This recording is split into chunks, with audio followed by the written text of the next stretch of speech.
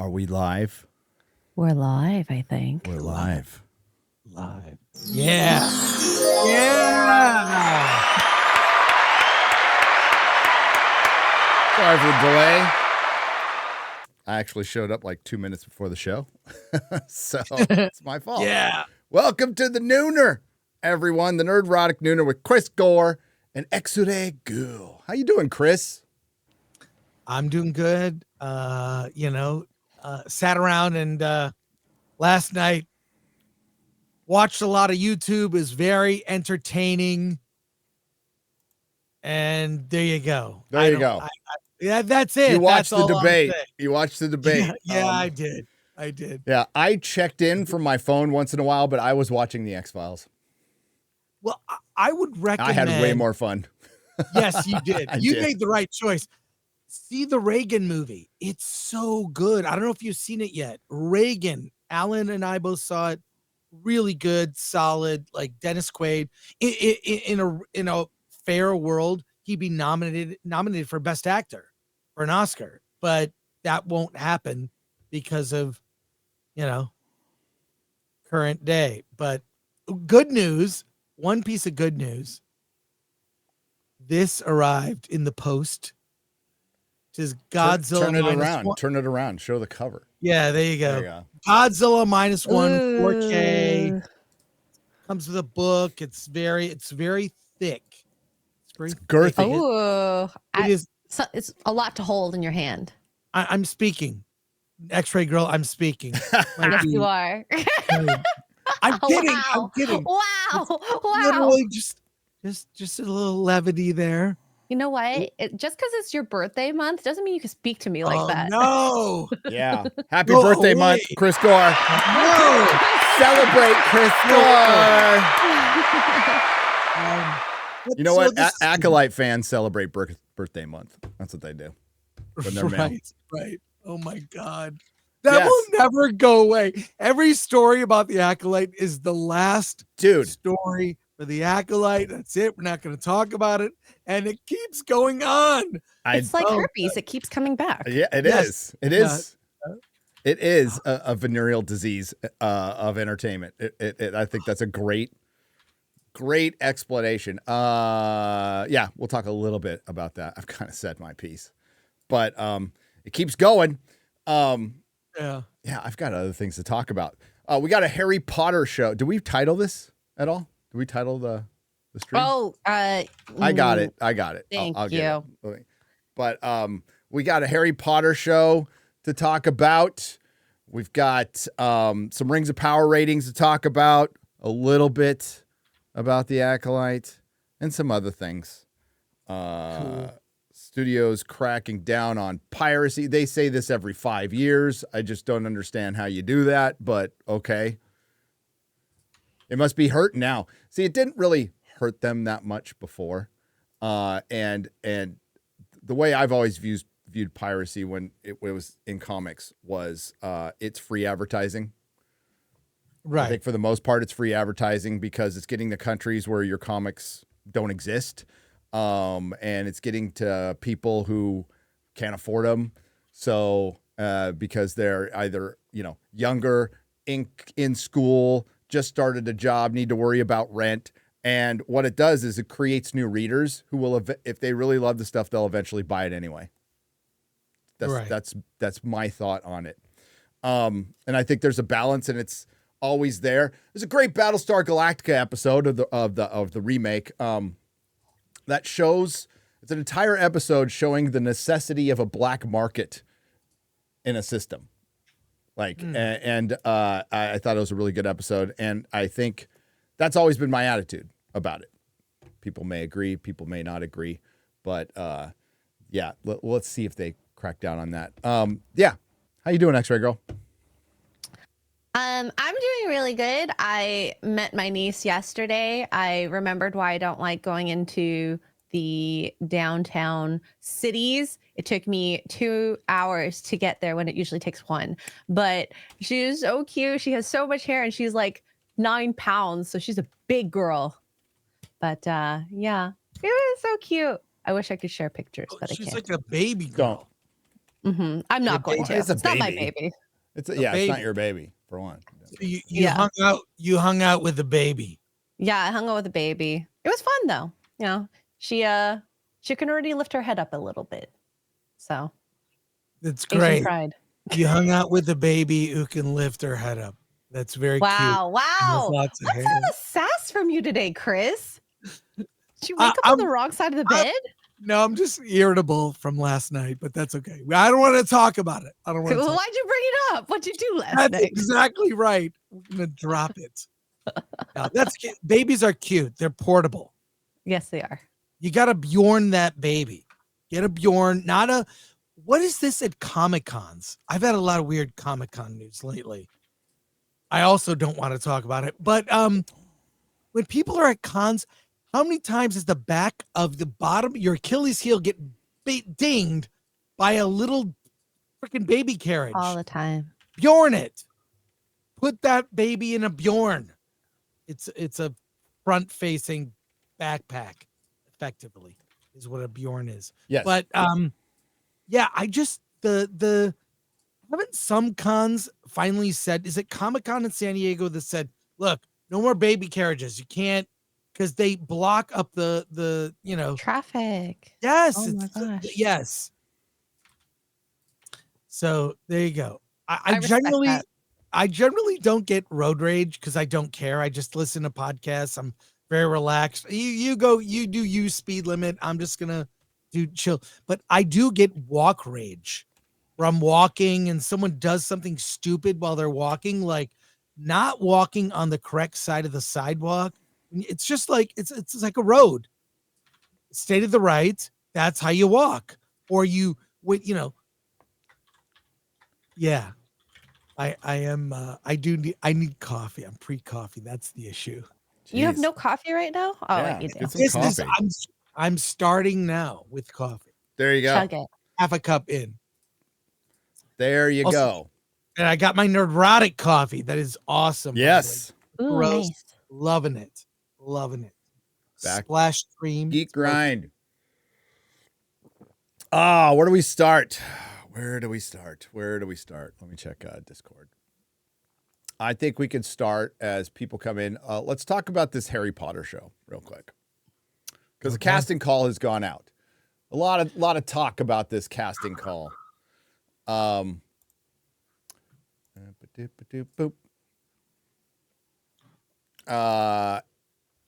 So Harry Potter is the Star Wars for millennials.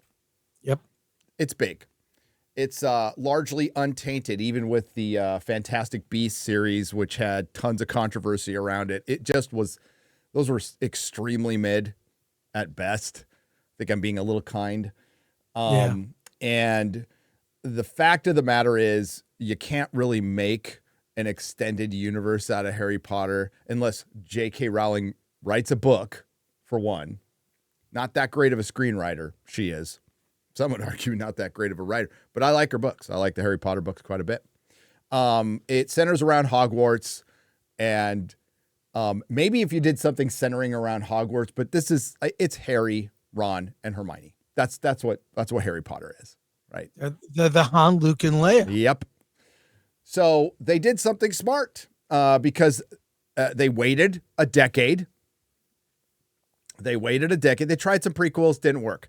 They waited a decade, and now they're going to do what you would think on paper would be the smartest move, is you adapt the books into series where you can get more of the details that were, the biggest criticism from Harry Potter fans about the movies is they left out so much, and they did. I'd say the closest movies to the books are the first two, because the books are shorter, the movies are longer, and it just kind of trails out at the end. Now, I like the movies, but except the sixth one's bad.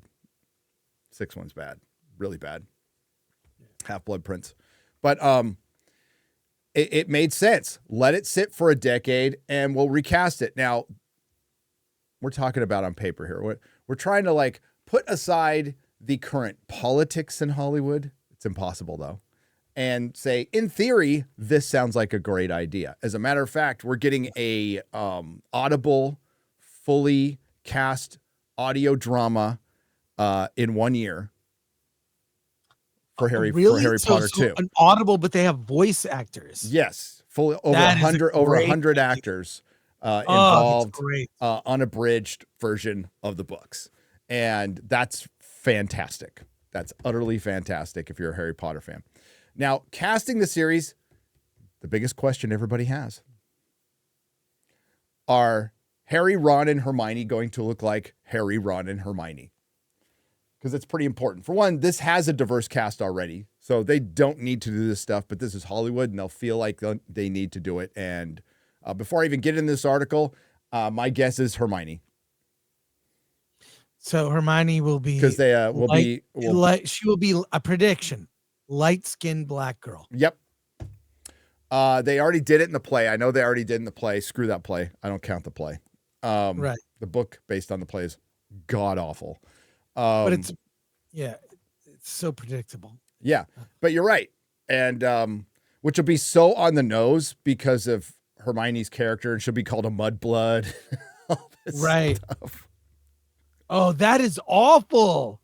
It'll be just like they did with what's that? Wicked. Yeah. With Wicked, they did that, and it ruins the story because it's about their friendship, and it's a universal thing. Now they've made it a race thing. Mm-hmm. Like, oh, my skin is green. Look. But J.K. Rowling's overseeing this. She has total control over the show as far as casting and stuff. So we'll see. And ultimately, if they just adapt the book without adding anything from modernity in it, this could be the biggest TV show on earth. Right. Like easily. But if they fuck it up, for one, they're going to get heat anyway because it's J.K. Rowling. So they're going to get heat anyway.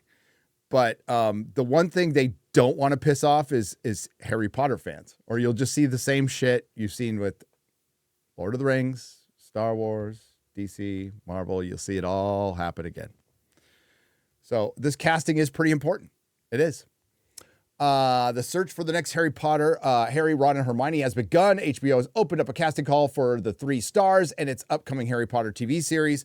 Fans spotted the announcement circulating online Monday, and HBO confirmed its authenticity to Variety. The casting call is looking for children who will be between the ages of 9 and 11, on 9/11, by the way, hashtag never forget, in April 2025, and who are residents of the UK and Ireland. The notice also says the casting will be inclusive to all races, ethnicities, and gender identities. So they have to do that, by the way. They can't say, well, we're only picking white kids. Now, they could say it the other way around, but they have to say this stuff.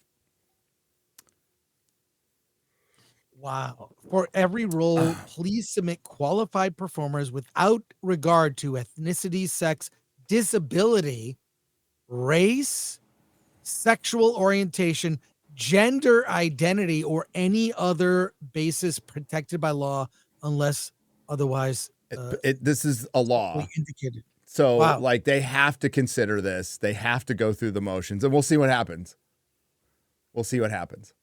A lawyer vetted that casting call release. Yeah. I'm sure of it. Yeah. It was to keep heat. Here's what I imagine is going to happen. I could be wrong. They're going to go let's just say we're going to look at everybody. Because they do this anyway. Right. They do this everywhere anyway. Let's just say we're going to look at everybody, and then we'll pick who we want. So it's true. Yeah. And I'm not going to defend. Fuck Warner Brothers. They're stupid. But we'll see. Because if they do this right, to get the least amount of blowback is you just cast everybody the way they look in the book, the way they're described in the book. There is diversity in the book, lots of it. Yep.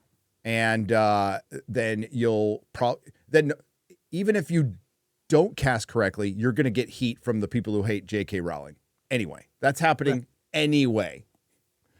But if you just make a Harry Potter show that's insanely popular that appeals to everybody who goes to the Wizarding World and Universal and around the world. I love the fact that they're keeping it in the UK and Ireland. I don't want any American kids in this. This is a UK thing. So yes, British accents all around. All around. Yeah.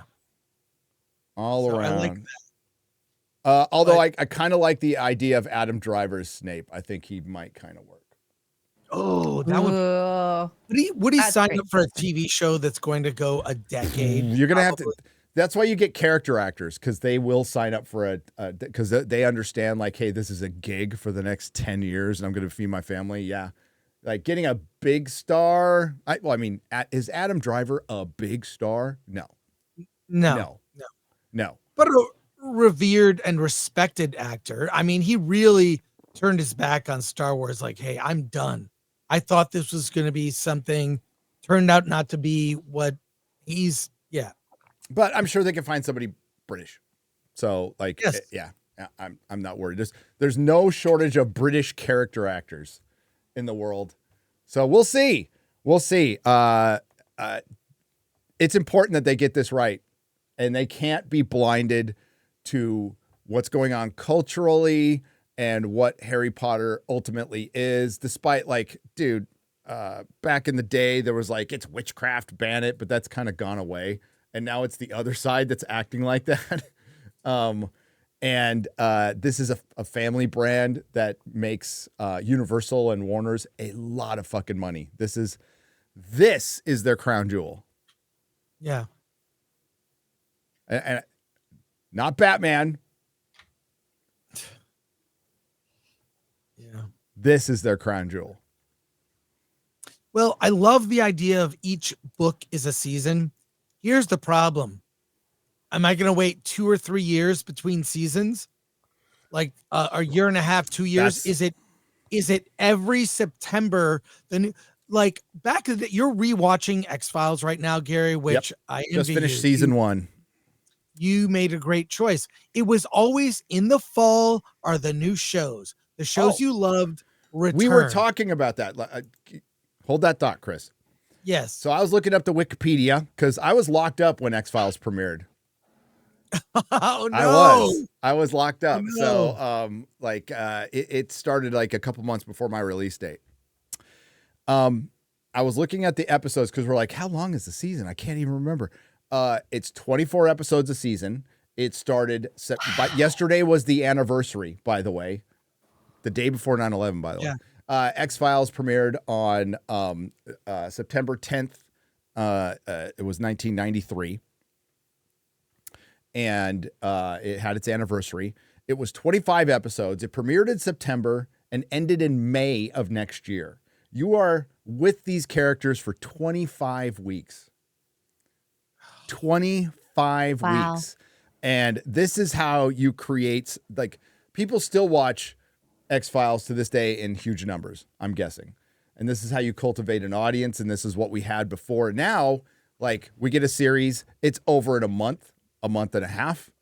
It's too fast. People forget about it. You don't feel like you spend any time. If you took 2 years between a season and you spent 25 weeks with them, that might be acceptable. Might. But no, they're going to have to get more procedural. They're going to have to figure out a way, especially with, like, Harry Potter. While it does have spectacle, you spend a lot of time in Hogwarts. You just spend a lot of time in Hogwarts and running around sets.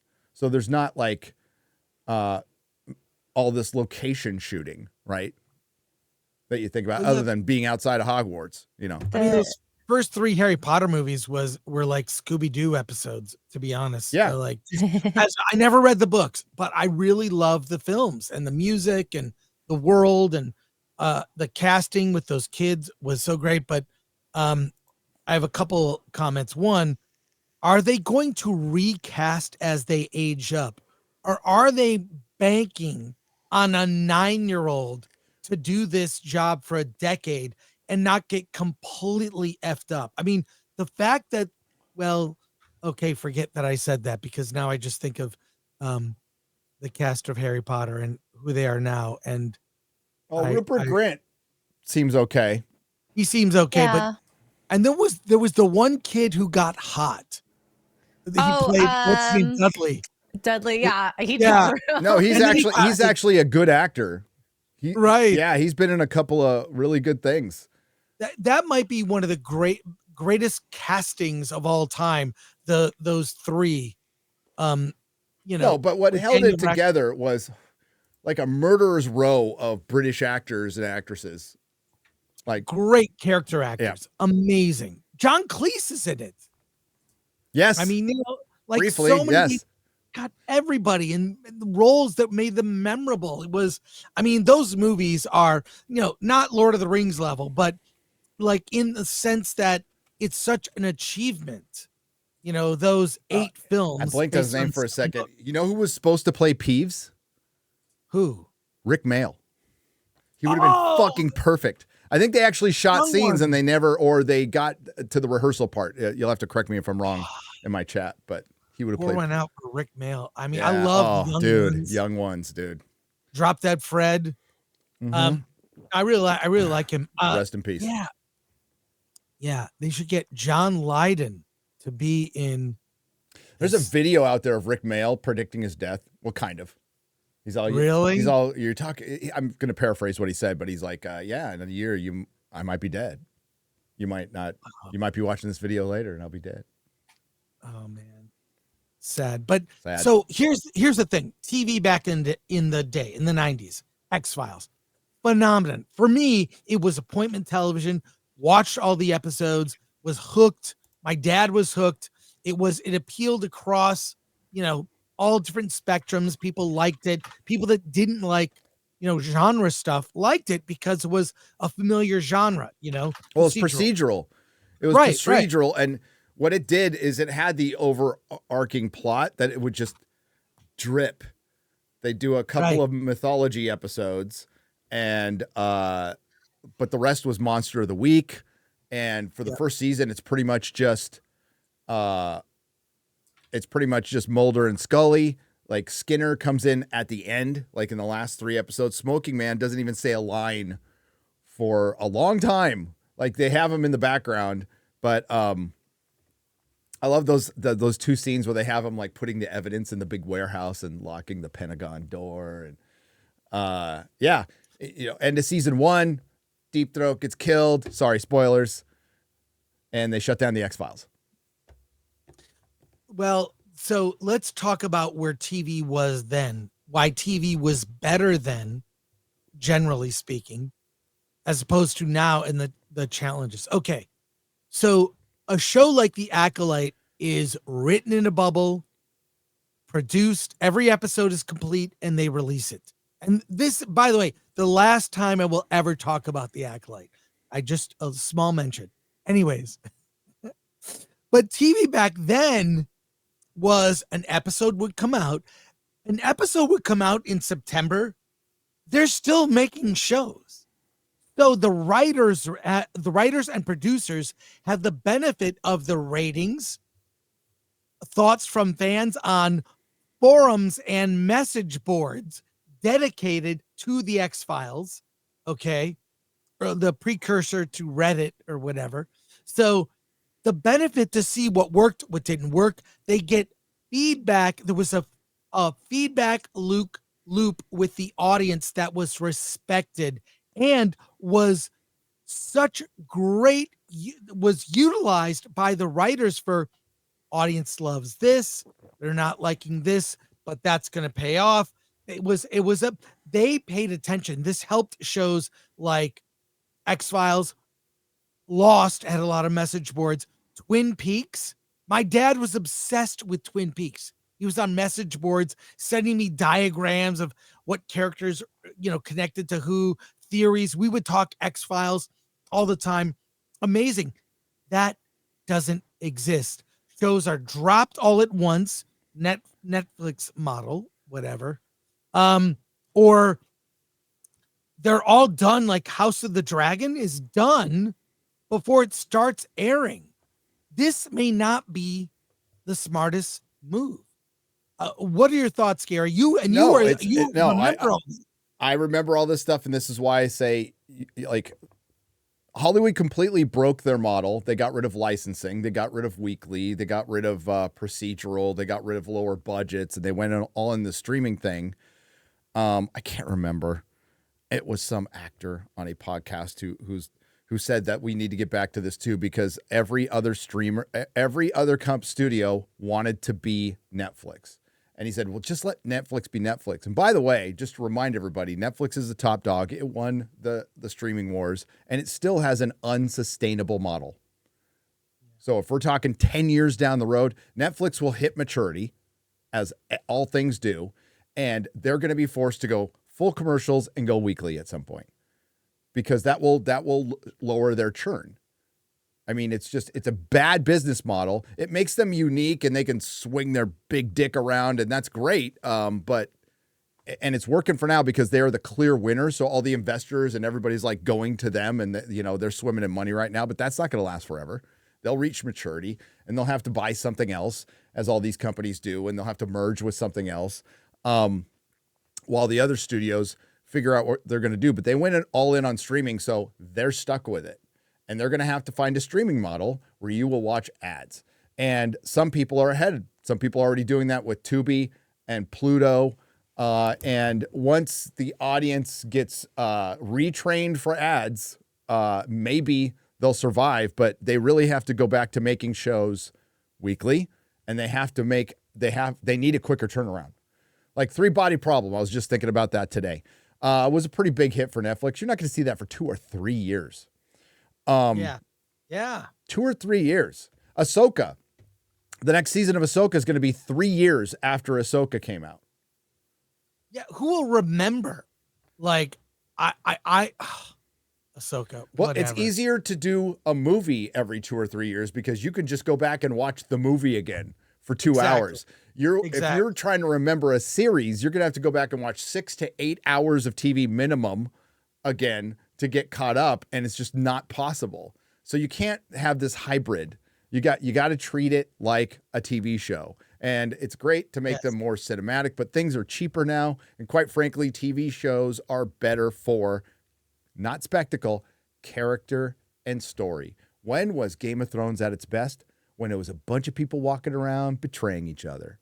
That was it. Yeah. It's not, and it led to one big spectacle at the end of the year. That's it. It's character and story. And honestly, good characters can cover for bad story. If you're invested in Buffy or in Mulder and Scully, there's some episodes are better than others. We'll just say that. But I got enjoyment out of every episode of season 1. I found some enjoyment because I like those characters. And they're still figuring out, by the way. Like, Scully will be one way one episode, and then she'll be back to being full-on skeptic the other episode, and it's just, it seems a little off, but they're still working things out, but I still found enjoyment in it. Right. But do you think that since that feedback loop between fans and creators has been broken, that's hurt shows? Yes. It's made them, like, if The Acolyte was coming out, and by the way, this is the last time I will bring up The Acolyte. Dude, I'm never. I don't believe you anymore. I know it's a gag, but I can't say that anymore. I was really ready to be done, but But do you think the show would have been a better show if the first episode came out and they were still making and editing them? They could make changes, even change the ending. I'm saying if they care about the audience. By the way, I quick aside rant right now.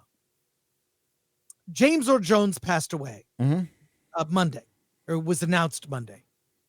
Amazing actor, Thulsa Doom, Darth Vader, Field of Dreams, his character in that movie, amazing. So many Star Wars fans singing his praises, sad about them. The same so-called racist fans who did not like The Acolyte, again, last time I mentioned it, those racist fans were praising a black actor and they were saddened by the loss. You can't put those fans who love James Earl Jones, Sam Jackson, like all the characters of color. I hate Denzel using all Washington, this- Morgan Freeman, Yeah, like go on and on. two of the greatest actors of my lifetime. Yeah, I mean, People who have actually seen strife, especially James Earl Jones and Morgan Freeman, who lived through the '60s and saw some real strife and rose above and became their own men, and took that, and instead of being bitter fucks, came out there and they were inspirations. That's what's sad about Russell T Davies, right? Russell T Davies kind of broke through and became this big popular icon, not gay icon within Doctor Who fandom, and regressed into an activist instead of like just being a statesman, right? And you remain inspirational. That's the biggest disappointment. That's why James Earl Jones was a legend. So on James Earl Jones, all the Star Wars fandom, all singing his praises, posting memories, other roles that he played. Just an amazing person, amazing person and actor, right? Who was so accomplished. Are they racist? I don't understand how they can be racist 1 minute and then praising and expressing love for James Earl Jones, who this is the thing. I didn't think of him as a black actor. I thought of him as James Earl Jones. As with all things, going back to what happened last night, going back to reality, fuck optics. The internet is a game of optics, but it's a lie. It's a fucking lie. You judge people, judge me on my behavior, judge me on how I live my life, judge me by my actions. Sure, I'll joke about a lot of stuff, and I really don't give a fuck what people think. I don't, because I know how I live my life, and that's how I will judge an individual, not a group of people. I'm not going to get into this group think at all. And honestly, I am willing to talk to anybody. I am. Just not performatively on a fucking stream, but I'll certainly do it behind the scenes. We can have a chat about, and I've had chats with a lot of people who are really nice people. Really nice people. But it's this I hate to use this term, but it's an information war. I hate to use it, but it's real. It's an information war, and you just have to judge people by their actions, all right, and their behavior. That's all. Judge people however the fuck you like. That's fine with me. But always constantly having to defend this stuff, that's what they want. They, being the access media and the disingenuous fucks out there, they want you to do. They always want you to be on your back foot. They don't want you to be standing on firm ground. But if you don't care, then you're standing on firm ground. Because I don't feel I don't feel the need to justify myself to anybody in the access media out there, or whatever reason you need to be here or anybody's here at all. Because the Mary Sue made it clear in their article yesterday that it's not about us. It's about the fans, which it's always been about the fans. They've always hated the fans. They like your money, but they don't want to hear from you. Well, we don't live in that world anymore. So what you're going to see is companies and celebrities, the ones who learn how to take it on the chin and roll with it and have fun, are going to be the ones that succeed. Look at, again, Dakota Johnson and Sydney Sweeney became bigger stars after their movie failed because they had a good attitude about it. And people find that really endearing. I don't care what their politics are. I don't give a shit. They were kind of funny during the whole thing. And I'm like, oh, that's cool. I like that. I respect the hell out of that. So once more people figure that out, and you've mentioned it before, Chris, actors, you think they'd have thicker skin. They get rejected more than a 13-year-old kid in junior high. Like they get rejected a lot. Okay. And you think they'd have thicker skin. Some do, most don't. Most don't. I remember at 13 getting rejected. It kind of sucked. It really sucked. I was a late bloomer. I didn't grow until I was 16, Then I did okay. It really sucked. I can't lie. But back to like your question of Harry Potter. Yeah. I imagine it's going to be 2 years between seasons. I can't. But those kids, the thing is, they can if they work on a schedule for one, you're working with kids, which takes longer. You're working with younger children in the beginning, which is going to make your production longer and more expensive. That's the reason they left out Malor from House of the Dragon, because they didn't want to have a baby on the set, and it was going to bring up the budget. They end up screwing the show by doing that. But that's why George brought it up, you know. But yeah, it's going to take longer with younger kids. And if you take 2-year breaks, those kids are going to be like, freaking old by the time they're supposed to be in 7th year. Right. So I don't know. I think they find a way to, it'll probably be 10 episodes. And yeah, you need to find a way, especially in the beginning, like preferably get the show on a good foundation. I'd say the first 4 seasons have to come out within a year of each other. Yes. But 7 seasons? Yes. I just like they're gonna have to recast. Or I know what they can do. I know it, Gary. I have the solution. It might seem radical. Oh, what's that? They could give the kids puberty blockers. That's how you maybe. Oh my God. I was gonna say CGI kids, but you went a little darker than I did. You know what? Might as well just cast them using dwarves. It's fine. Mm-hmm. Yes, the first few dwarves years as children. No, I don't. I just think you're gonna go through different trios. They did it in a sense with Game of Thrones, right? But they also came out with a season every year. Remarkably enough, they pulled it off, and yeah, we'll see. We will see with that. The next thing, Rings of Power's ratings. Speaking of shows that took 2 years, 2 years between. I mentioned this during season 1, right? I said, this show sucks. I said this after the first episode, by the way. This show sucks. It's not going to get any better. I can see where they're going, and it was very easy to decipher that with my knowledge of the lore. There's people who have much better knowledge than I do, but we all recognize this. We all recognize this pretty quick as, they're not honoring the lore. They have just screwed this story up. Within the first 10 minutes, they screwed up Galadriel's entire story. So like, there's no coming back from this. And they spent a bunch of money, and they're in their little hug box, right? For lack of a better term, they get no feedback. They get it when it's all done. They have to wait 2 years after losing 63% of their audience. Of course they're going to lose. Like, it's worst crime, boring as fuck. It's boring as fuck. And it's long, boring moments to get to a repurposed moment from generally Peter Jackson's Hobbit now and Lord of the Rings. Repurposing shot for shot, repurposing dialogue, jacking things up from the books. Like, and as I mentioned before, in the appendices, in the things they have the rights to, you can make a story. There is a progression of events. There is a timeline that they did not follow. Instead, they made up their own characters, and they're just remaking Peter Jackson's Lord of the Rings in the Second Age. It's the most low effort shit. That is also the most expensive shit you've ever seen. And in years down the road, this thing will only be remembered for being a really expensive failure.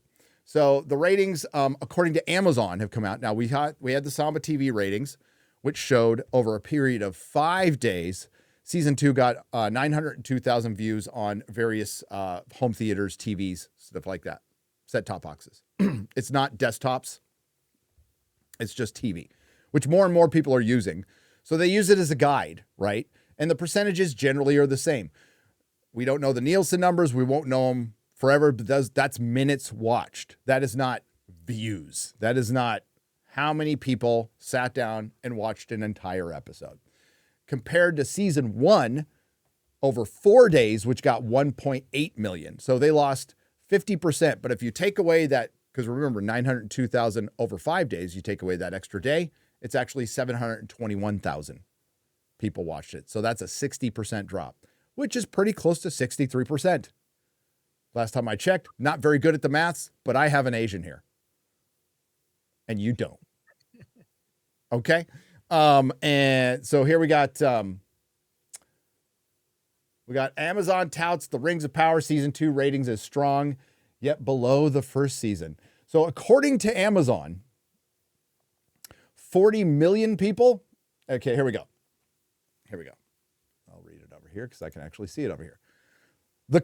And credit to the Hollywood Reporter for saying, the company says 40 million viewers worldwide have watched at least some of the first 3 new Rings of Power episodes through the sophomore season's first 11 days. The company did not make clear, however, how much of the season or an episode those 40 million people Amazon's figure is different from the increasingly adopted standard of streaming views, which divides total viewing time by running time. Amazon also noted the Rings of Power is a top 5 all-time season for Rings Prime Video compared to the first 11 days of the show, and has been number 1 for the service since its return, according to Amazon. So I do want to point out that last year, I don't recall the amount of time. Let's just say it's the same amount of time, but I don't recall it saying 11 days. That they said 125 million people watched the premiere. Not some, the premiere of the Rings of Power. I would say 40 million is a little less than 125 million. Again, not good at math. You want to fact check me on that, X-Ray Girl? Is 40 million less than 125 million? Yeah, make sure to fact check Gary. Let me just put it on my calculator. Yeah. Might need that. What's the percentage difference on that one? Was 40 over It's over what? 60. 40 over 100 million? No. 40 Put is in the calculator 80085. See what happens. Well, I could do it.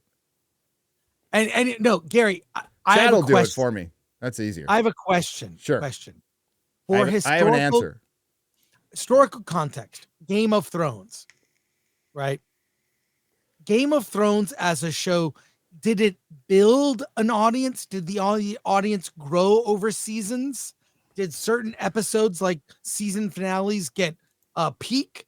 Like, can we look up Game of Thrones year by year ratings as seasons continued? In my recollection is it was something people like knew about, but it became a phenomenon as it went. Am I wrong in that? Like, No. Oh God, I hate these ones with the little lines and dots. That I need a good graph that just shows me a big boner of it. Just growing? hockey So like when you have a YouTube video like really take off, we call it a YouTube boner because it just looks like a boner. Well, if you're Canadian, like X-Ray Girl, it's a hockey stick. It's a hockey stick. It goes up like that, or a bone. Yes. Okay. I can. Let's go. No, that's just rating the episode. The ratings went up. Okay. So let's put it this way. I think the ratings were around 3 million, 2, 3, maybe 4 million in the beginning. 18 million people were watching it by season 8. 18 million. So that's up. Yes. It progressively, the ratings rose as time went on. Same with X-Files. I was looking at the ratings for that. You know, they went up a lot. Remember, season 1 was like the 63rd most watched television show that year in 1993. But yes, the ratings go up for a show historically that's popular. They progressively move up. They don't go down 60%, 60+%. I did find a graph though, if you do want to see. It's the first 6 seasons. Yeah. Let's take a look. Share screen. Share screen. Yeah, I would say that progressively moves up. Again, not very good at math. So Might have to put in the calculator. Sorry, guys. One moment. oh, we don't by need to. season 4, it was cooking. I Wow. mean, it built. But Rings of Power, the trend is the opposite. It is the With- opposite. Yeah. And it's getting more expensive, and like reality's going to have to sink in with them by the end of the season because not that many people are watching. Again, this thing is extremely expensive and it's really boring. And their big thing was to bring in Tom Bombadil, which would excite Lord of the Rings fans if it was a good product. But by the time season 2 came out, we just saw it for what it was, a big money grab, and they just made him a sage old wizard trainer instead of the merry, aloof Tom Bombadil, who they would not entrust the One Ring with because he'd forget it. Right. I mean, that's literally what they say. They go, yeah, he's in his own world, man. So we have this from Forbes. X-Ray Girl. Is there Fun. really? I actually don't have a Forbes article, but I can cue it up. 1 second. Hang on. I asked Lady Greymaster to put it in there. Yeah, so Game of Thrones it really hit its stride with people who were not necessarily fans of genre, just like great television. Right. And you see Got it. even the Rotten Tomatoes scores for the seasons for Game of Thrones. Season 1, 90%. No, that's old. That's Season- not the one. That's not the one. Hang on. Sorry. Oh, no worries. Just very well reviewed until season 8, 55%. From 90 to 55%. But most of the seasons of Game of Thrones were 90% in terms of critic score until season 8. This one? Yes. Okay. That's the There one. you go. Thank you. That's the one. Thank you. It's from Eric Sharp. Kane. Yeah. Oh, what was that? Sharp decline. Sharp decline. More bad news for Rings of Power as Amazon reveals sharp viewership decline from season 1. Are you reading this on a phone? I don't know that. I mean, I could zoom in. I think it's the ads. I have no idea. Magnify. I can make it wider. Magnify. Yeah, there you go. Have you Thank seen Gary's phone? You need to magnify.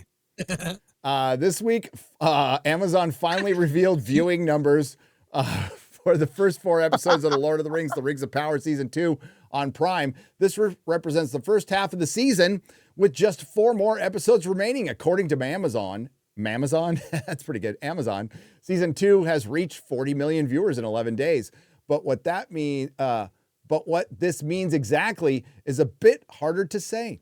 As Variety reports, it's difficult to put the stat in full context as Amazon has not defined how it quantifies its viewership. For example, 40 million could simply be a number of people who watched any portion of the available episodes, which it does.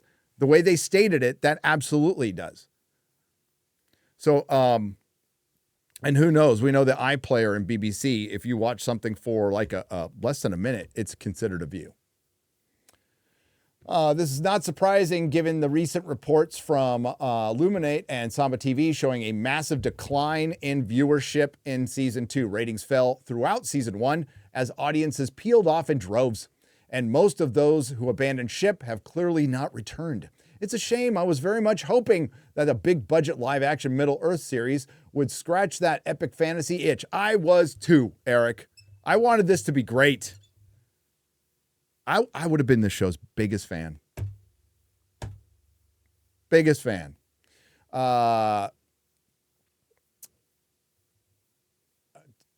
Instead, the series was given to untested showrunners who clearly were in way over their heads. Whatever hopes I had, they would listen to the criticism and come back with an improved second season were quickly dashed. Amazon is now sending good money, sending good money after bad in this outrageously expensive vanity project. That's all it is.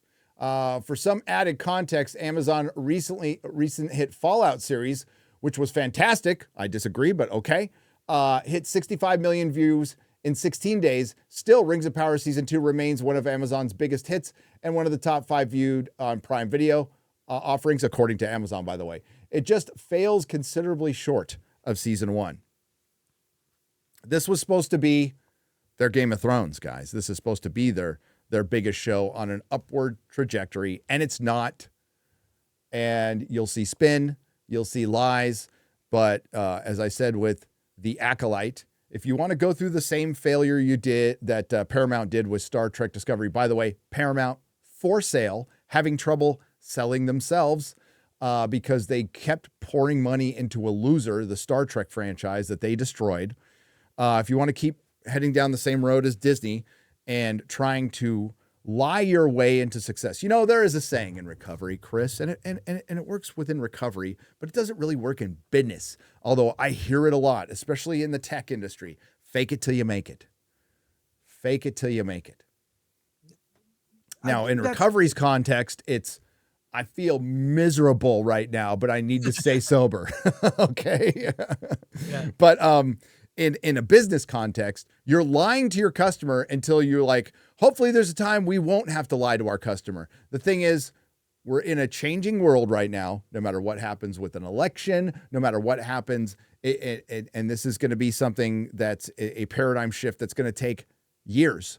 But more people are searching for authenticity. They're looking for it in their politicians. They're looking for it from their news. They're looking at it from their school districts. They're looking for it from companies. And companies are going to have to figure it out or they're going to fail because authenticity will be the ruler soon. It's the whole idea of independent versus independent creator versus corporate. Corporatism always, it just fails to capture that. Like, and you see the world of Hollywood has gone way more corporate, especially with big tech coming in. It's so corporate, all numbers. And you just roll the dice and say, I don't know, Chris Nolan wants to make a movie about the guy who invented the atom bomb. I don't know, maybe people will love it. Like, then it's a huge hit, you know, and he's a very non-corporate guy who has his office is in his garage. He just works out of his garage, you know? So he very is much anti-corporate, is very indie. Even he doesn't trust the corporate people. So on the set, I know this because I know Wally Pfister, who's his cinematographer, who did The Dark Knight.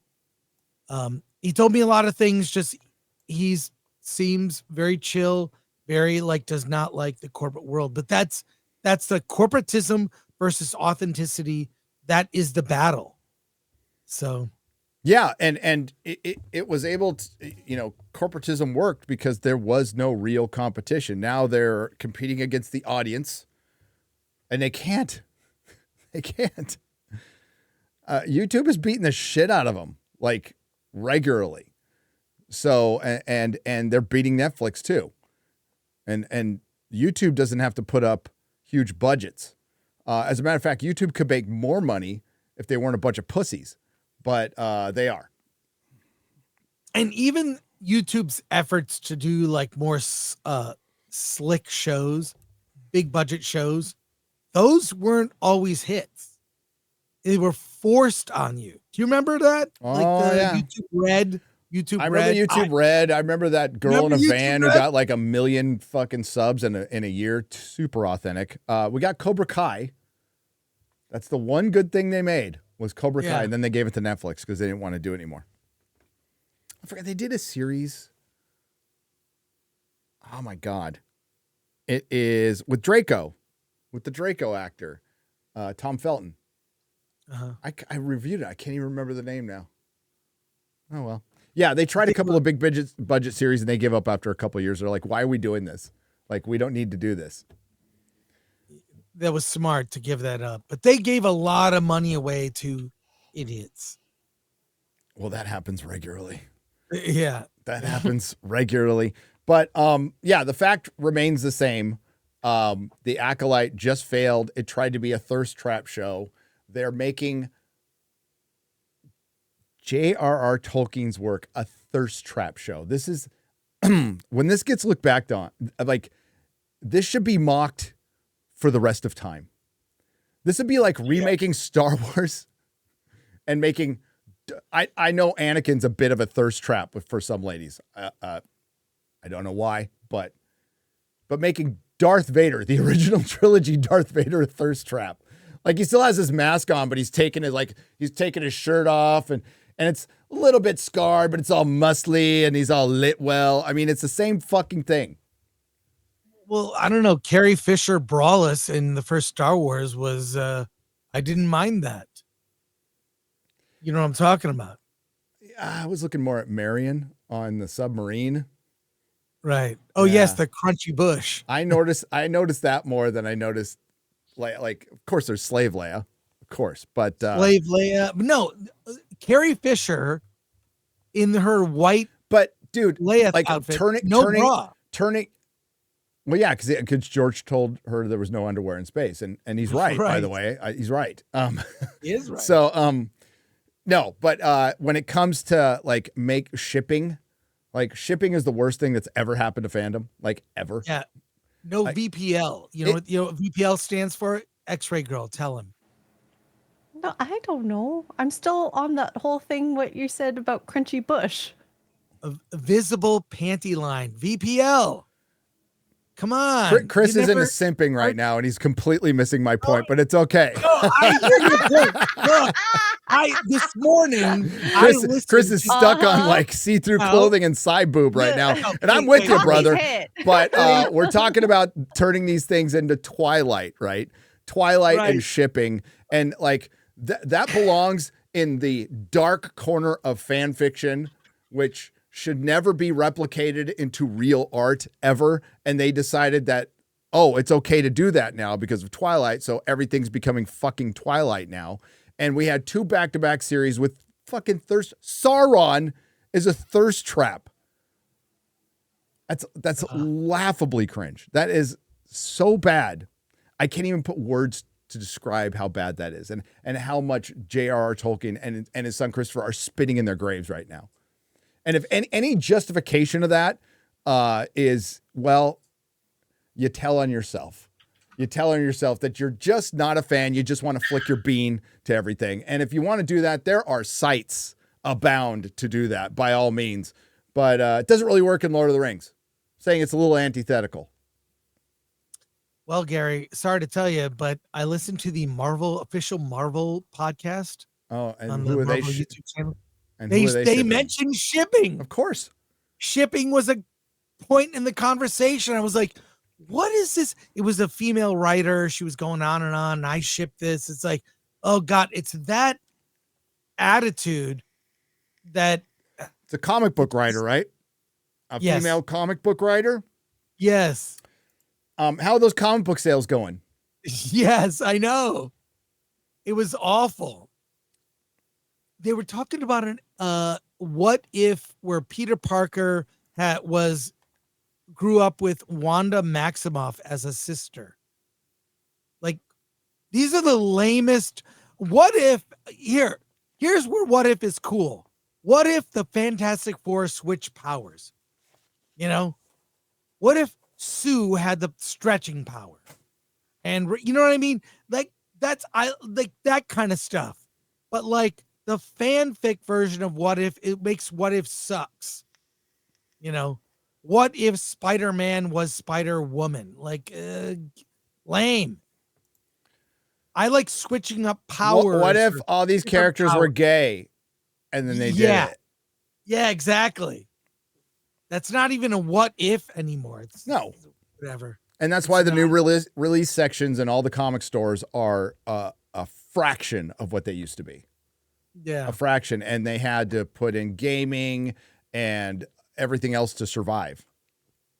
Sell Funko Pops. Ugh. All that stuff. Heroes and Fantasies, great comic store. They do have a massive Funko Pop section. It's fucking huge, and it's right in the front. I just walk right by it.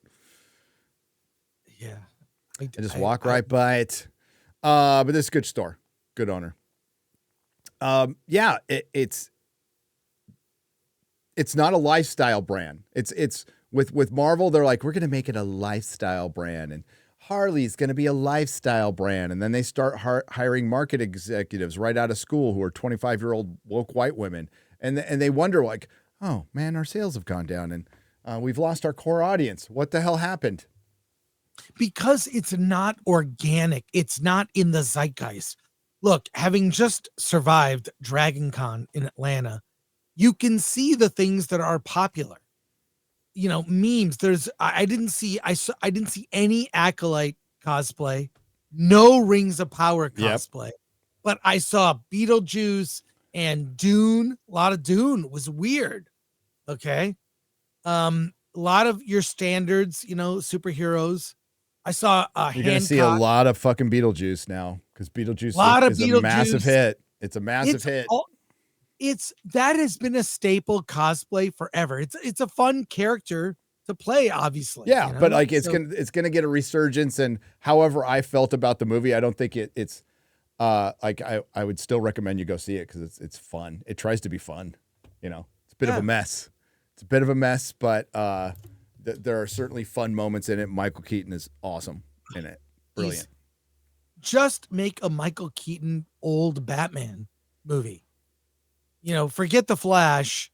Just make that ship has sailed. I promise you. Yeah, it sucks. And they wasted it on Batwoman and the Flash. And there's a whole Michael Keaton Batman performance that you will never see. Now, somebody you know might have a little footage. It's got to leak. Leak it like Ryan Well, it's Reynolds. not like in the sense of us. Yeah, I can't even give context to it, but all right. Yeah. All right. You never know. You never know. If that person decides to do that, that is up to them. Well, there would be no totally Deadpool. Not me. There would be no Deadpool today if Ryan Reynolds had not leaked that scene. I remember when that scene leaked. It was like, holy crap, what is this? Is insane. This is awesome. It was the attitude, the voice, that action scene that you remember, Gary. God, when did that come out? I remember downloading that and just freaking out how cool it was. Yeah, I remember having to go somewhere to get it, and I got it and watched it over and over again. And again, not a big Deadpool fan in the comics. Yeah. But that was brilliant. That was absolutely brilliant. Okay. Do we want to talk about the Acolyte? No. No. The last. Wow. No, there is some Acolyte news. What now? What fucking now? TNG Daily? I watched parts of it. Yeah. Oh, the comic. Yes, I saw. Yes. Drunk tweeted out. The cover is so bad. Could you find that tweet? The cover is so bad, and it does look AI. It looks like shit. So bad. And honestly, I think it's a great representation of how much effort they put into the show. I don't think it's. As a matter of fact, I think it might be an improvement on the show. Yeah. Oh, so. Yeah, blame Disney for the Acolyte cancellation. And I'm going to say something I don't think I ever thought I would say in the last few years. Chris, you ready for this? What? Let's hear it. Disney was right. Yes. Disney they were was right to cancel it. They were right to cancel it. Kalnaka. Might never say that again, but Disney was right. Well, that's we not know it. No, that's not it. It's Sorry, the that's one the with first thing I Jedi found. Master Nepo and Carrie Ann Moss. The green chick. Yeah, it's from okay. yesterday. Oh, I'm sure there's going to be variant covers. I'm sure those are going to. No, this is a book that was uploaded. Like you can download it. You can't even buy a physical copy of it. Right, and it's made by, I think is her name Christine Ireland, the one who doesn't like white folks. The author who came out directly and said she don't like those white folks. Oh, that's weird. Yeah, that's it. So click the left picture. Yeah, that cover not final now. Oh God. And apparently, according to Jay, the artist went off and is hiding comments and is getting roasted by Acolyte fans. You gotta love it. The loving fandom, the fandom that doesn't hate. So Wait. in a way, this is like The Last Jedi all over again. I just don't think. I could be wrong. I've been wrong many times. Ask my wife. But like, I think it'll eventually die down. Like The Last Jedi went on till Rise of Skywalker. Like that went straight through. Had a little quieting down period after the movie came out, then picked back up and did not stop until The Rise of Skywalker came out. I don't think that's going to be the case here because Disney Lucasfilm is slowing down their production on D+ TV shows for Star Wars, which is an admission of failure. Marvel is changing gears, which is an admission of failure. Closest you'll ever get, basically. And Skeleton Crew, I think, is going to be a massive fart in the wind. I don't think anybody's going to care about that. I don't think it'll be a hit. I just think it's not going to be like Acolyte was lore breaking and offensive if you're a real Star Wars fan. That's how I feel. It was the culmination of events. Like I said, been saying the last week, been saying since it came out. It's like, this is the culmination of events. It's not just the Acolyte. It's just the worst. It's absolutely the worst Star Wars ever made. Like, yes, without question. Hands down. Hands down, the worst. Do I have another video where I'm gonna? I can't even say now, unless like I had a plan, and that plan is still in place to make a video that's gonna come out when I'm in Peru. That's gonna mention the Acolyte for sure, but nothing before or after that. Like it's we'll see. We'll see. There's a 100% certainty. Acolyte will not come up between now and the Peru video. It's not. Don't put 100, like 99. No, I can't even do that. Yeah. I can't even There's do that. There's 100% chance Acolyte will be mentioned between those dates. But I think I agree. Skeleton Crew. I saw that trailer. It was like, it's a kid show. It's a Disney kid show with a Star Wars flesh stitched on like Frankenstein. It's fine, you know. No one's gonna care. It'll be here and gone. No Peruvian flake for me, chat. Okay, no. I can't speak for X-Ray Girl or what's a flake? Yeah, booger sugar. Oh no. Yeah. I'll just Bolivian make marching Mexican powder. Coke. Bolivian It's fine. What was it? White Girl Interrupted or whatever the hell? No, that was from Bright Lights Big City, novel that was big in the 80s, which I read. Yeah, none of that stuff for me. Sorry. Just coffee, please. I won't come back. I'll get lost in the jungle. It'll be bad. Was this a fever dream the entire time? Yeah, it'll be bad. It would be very bad. Peruvian marching powder. Yes. No, Bolivian marching powder. No, That's they said from, Peruvian No, marching Peruvian. powder. Oh, that makes sense. Yeah, true. But it could be Bolivian too. I mean, it all could. Colombian. Why not? Yeah. Talcum powder. Discriminate? They worked it into Deadpool and Wolverine. I thought that was great. There's all the jokes. Flake is no longer Coke related. Well, dude, I'm sorry, I'm not up to date on my drug lingo. Yeah. Yeah.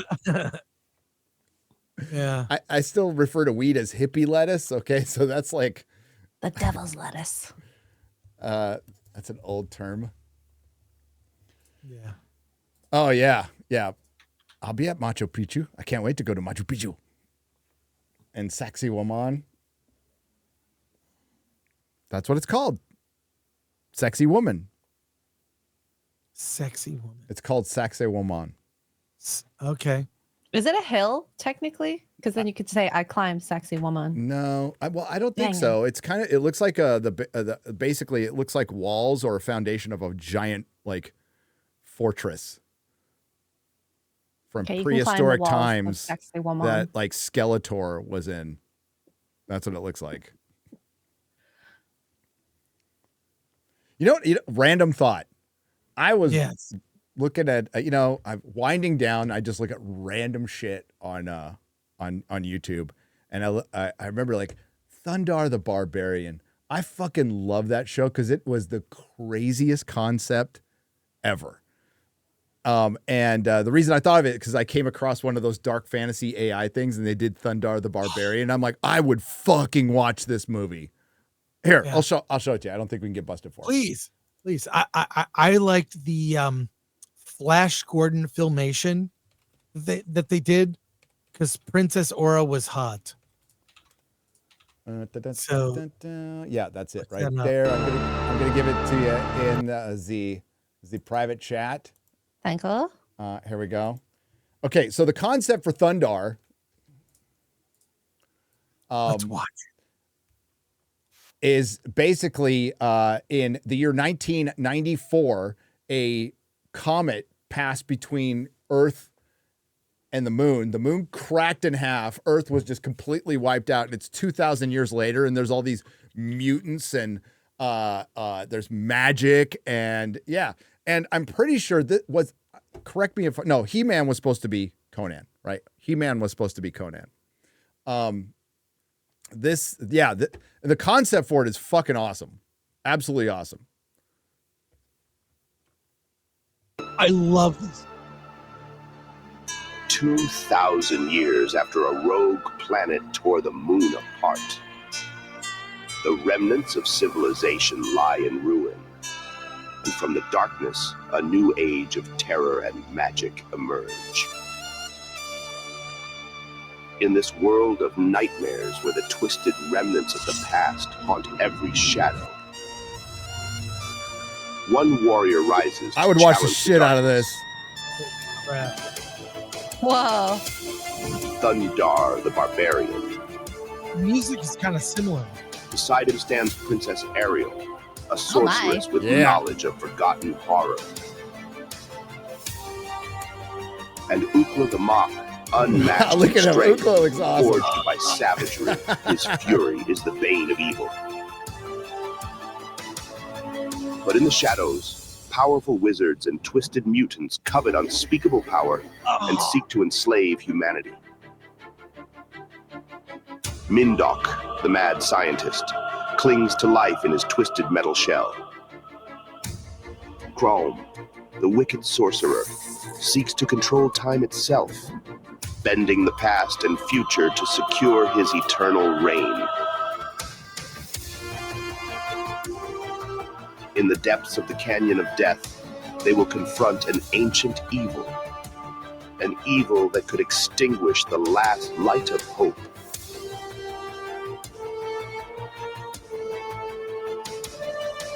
Wizards rule, mutants reign, but Thundar will be their doom. Hell yeah. Fuck yeah, that's awesome. Oh, man. That was cool, right? I get sucked in by the AI stuff, like the Avengers from the 1980s. There's a whole bunch of different ones that you could go down a rabbit hole. I have a whole playlist where I've collected them. But why doesn't Hollywood make that? I know, dude. I'm like, holy shit. Ignore the present, make some badass sci-fi thing like that with busty women looking hot, beefcake men for X-Ray Girl. I'd read that. I'd read those novels. I'd read like that whole world. The whole concept is great. I would love it. It's just languishing around. Who's got the rights to Thundar? Probably Hanna-Barbera or something like that. Right. Somebody get the rights to Thundar. Holy shit, that was fucking cool. Well, they'll never make a proper Flash Gordon. That's impossible. I wish they would. There's you no can way. now. It's a lot easier now than it used to be. But yeah, I also there was that Defenders of the Earth that's got the Phantom. Yes. Yeah. I remember that Filmation. Good old Filmation. they were known for cheap animation. They used rotoscoping, where they film people and just you'd see the same people running a certain way in like 3 different shows. They had a library of moves. So same that the old Spider-Man cartoon did that too. They hired a gymnast to do Spider-Man's moves. Those were motion comics practically, especially with the Kirby stuff they did with Captain America. Yeah, there was those the Fantastic Four, show and Fantastic Four and Namor. Yes. They were like motion comics, but the Spider-Man cartoon was really fun. The score for that was like this jazz score. It was very weird. Like that was a great cartoon. Spider-Man. Noons has gifted 50 Nerdrotic memberships for $250. Hail Noons, thank you. Got all choked up there. 50 memberships, $250. Wayward Noodle for $10 says, did you see Mr. H review said that Shooty Gatwa has been fired? I can double check that. For real? Okay. That breaking news. I'm looking. Because that would be pretty big news. That would be huge. I feel like I'd see that on Twitter. I'd feel like that would be all over. The article that he may be sourcing here is a site I have never fucking heard of called DWB Film. Rumors that Shooty Gatwa has been fired swarm the internet. The suggestion that showrunner, what do you see? I see Mr. H has a video about it from 22 hours ago. Yeah. It is suggested that showrunner Russell T. Davies and Shooty Gatwa may have had a major conflict, potentially leading to Gatwa departure. Gatwa has allegedly been fired for professional misconduct and the serious allegations, and his contract has been bought out. Series 3 could potentially continue without him. However, these are all speculation and should be taken with a pinch of salt. Yeah, I will press X to doubt until I see a major trade run with this or a statement from Russell T. Davies. Yeah, this we don't know if we're getting a season 3. We don't know if we're getting a season 3, but yeah, we'll see. We'll see. Drake Timbershaft for $5. Hail Fellowship. Chris, I've been wanting to know if the nickname Frank is due to any passing similarity to Frank Conniff of MST3K. No. Do you want to tell the story of Frank Gore? No, I know Frank Conniff, by the way. Of course you do. Yes. Fun stories there. But no, it was Drunk 3PO who we were doing FNT in Vegas all in a room together. Yes. And Jay was there and he looks at me and he says, hey, well, Frank Gore. And I said, are you talking about me? And he said, yeah, Frank Gore. And like everybody burst out laughing. It happened live on FNT. And that name has stuck. Frank Gore was a running back for the 49ers. For all the people who are not into the sports ball or international. So Jay was confused, but it was like with anything Jay, the dumber he is, the more endearing he is. And we love him. He's the Forrest Gump of geeks and gamers. He is. It's innocent mistakes, and it just makes him more likable. What If I Am Right has donated $4.99. Thank you very much. JRL1436 for $19.99 says, hello, gentlemen. Still writing my story. Unfortunately, I got sick on top of already having CML leukemia. Holy shit. So you got sick on top of that? So my immune system is kind of awful, but I am doing way better today. Anyways, thanks for the laughs and have a blessed day. Listen to that attitude. All these people whining about their acolyte getting canceled. This guy's got leukemia, is like, and got sick. And is like, I'll just get back to my story tomorrow. I love that. Hope you get better real soon. Both fronts, obviously. Drake Timbershaft for $5. Oh, and happy birth month, Frank. Don't forget to push that the button. Sure. I won't. Black Cane for $10. Remember when the Lone Gunman show did an episode about the government crashing planes into buildings to stir up war in the year 2000, then was canceled midway through the season? It's fine. Yep. They have introduced the Lone Gunman. They were in one episode in season 1 so far. Said Scully was hot. I just remember he's like, she's hot. I remember those days. They were great. They like represented the audience in some way. Nerds. You have to watch Slow Horses and RRR, says Scott Christie Jones for £2 Slow Horses is Gary Oldman's show. I think it's on Apple TV. Apple? Yeah, on the Apple. You like dim apples? Gatekeeper for 20 on the Streamlabs side. Love you, Gary. Thanks, man. What's up, Chris? Hi, X-Ray. Just wanted to show you guys some love. Wish you continued success and good health. You too, sir. May your channel stay protected. Shout out Alan Ing, Diabolical Souls, Presence, Nerd Wars, G&G, Hypnotic, Ryan, and blessings to the epic angel. Blessings to you, sir. Shake from Hunger Team. What's up, brother? For $10. Happy birthday, Frank. I'll take it. Thank you. Enoch Mamon for $10. I can't watch my niece because I always toss her rattle and say, go get it. In-laws are like, stop trying to play fetch with her. She's not a dog. I also once smacked a toddler with a rolled up newspaper after it made a mess on the carpet. I'm not good with kids. Okay.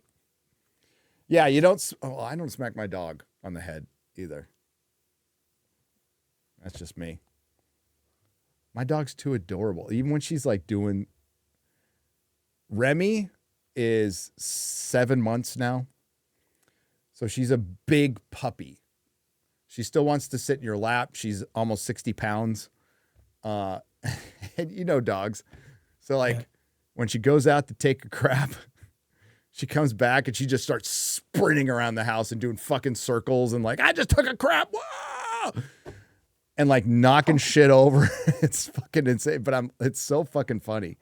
I feel like dogs know when they hear your tone of voice, they know things are cool. No, they know from tone. It's beyond tone of voice. Their dogs are empaths. They can feel your feelings. Yeah.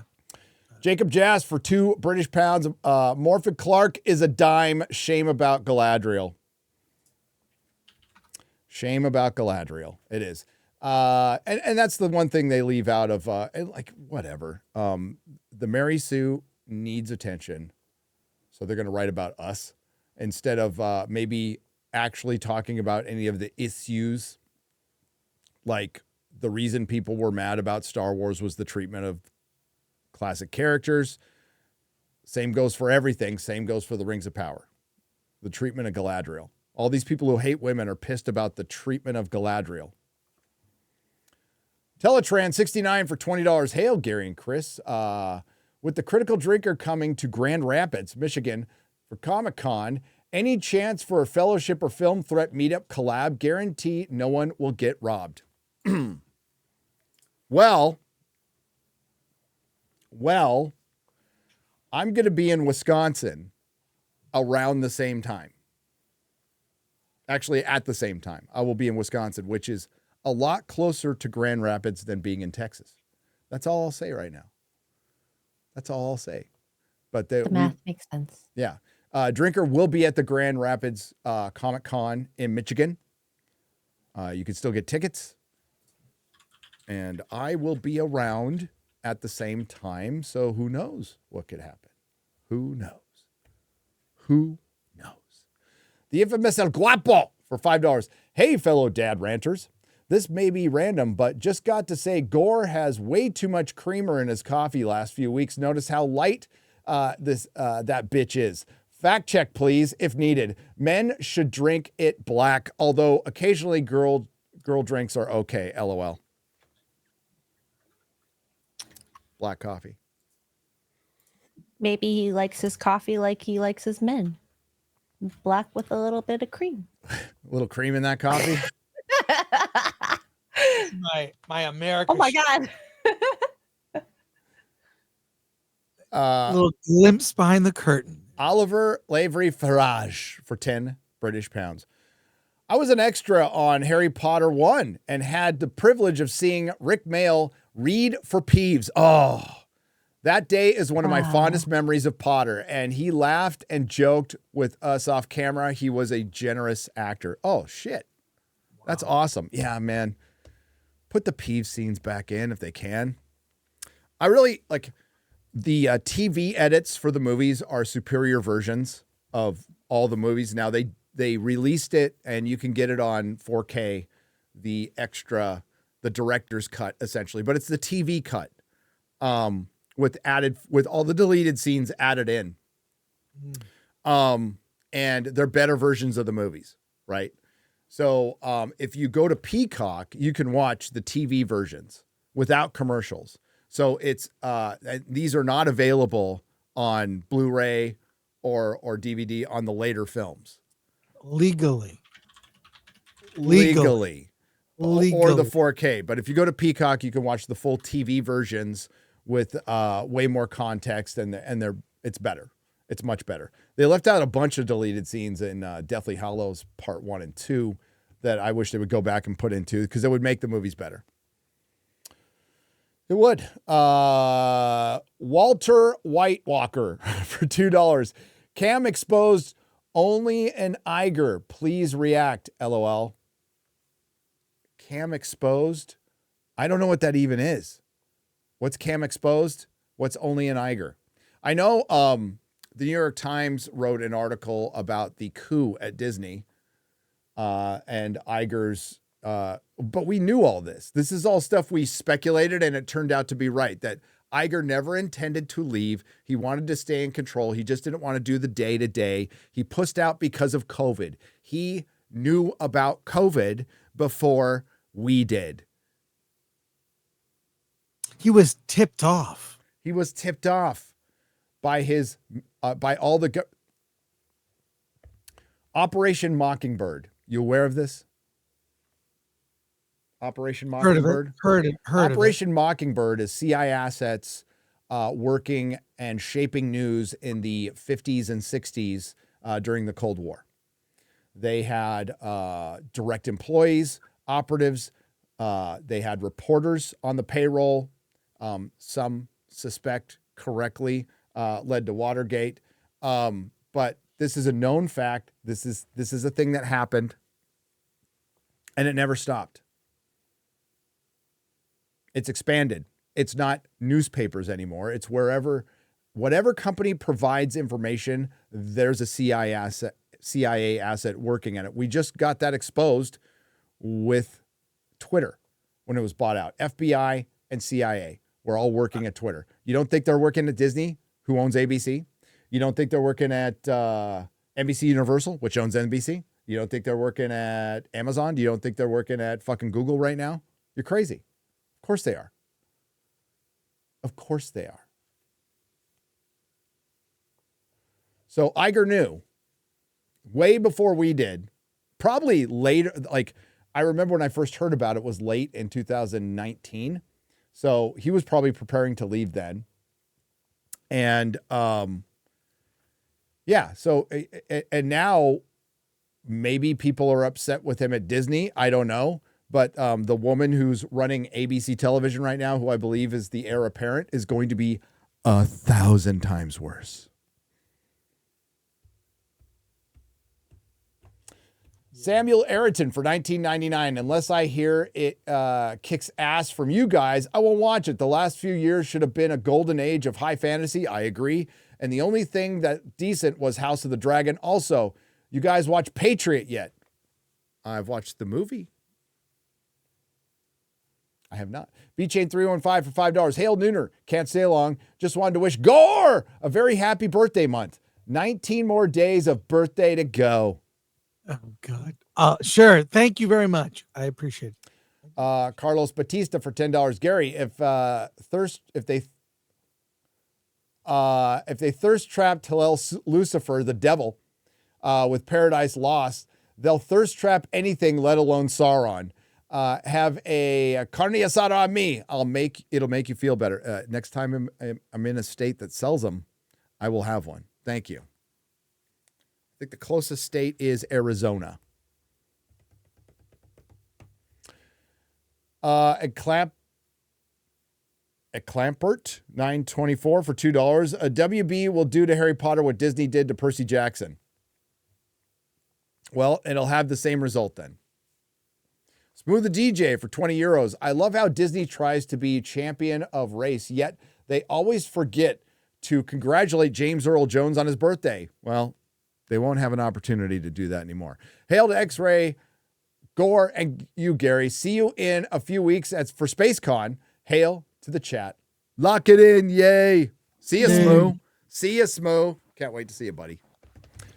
Jam 55 for $4.99. Just started watching X-Files. Thanks, Gary, for spoiling it for me. I don't think I can continue watching it. LOL. Dude, I didn't spoil anything. People die in this show. But you're going to get, like, now the expansion starts. You get Krychek. You get a new, you get, like, you get new stuff now. Keep watching it. I'm glad people are watching it again. It's fucking fantastic. And I put it off because I knew, like, this is a journey. If we're going to, like, start watching this is 11 seasons. This is 11 seasons and a couple of movies.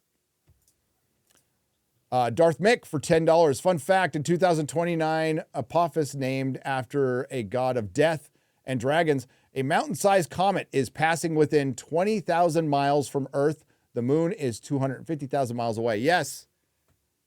I know about this because we cover it on Forbidden Frontier.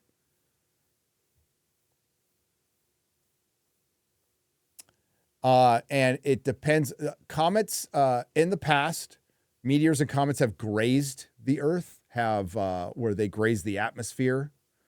And depending on how big something is, a mountain-sized comet or meteor hitting the Earth would be a bad day for everybody.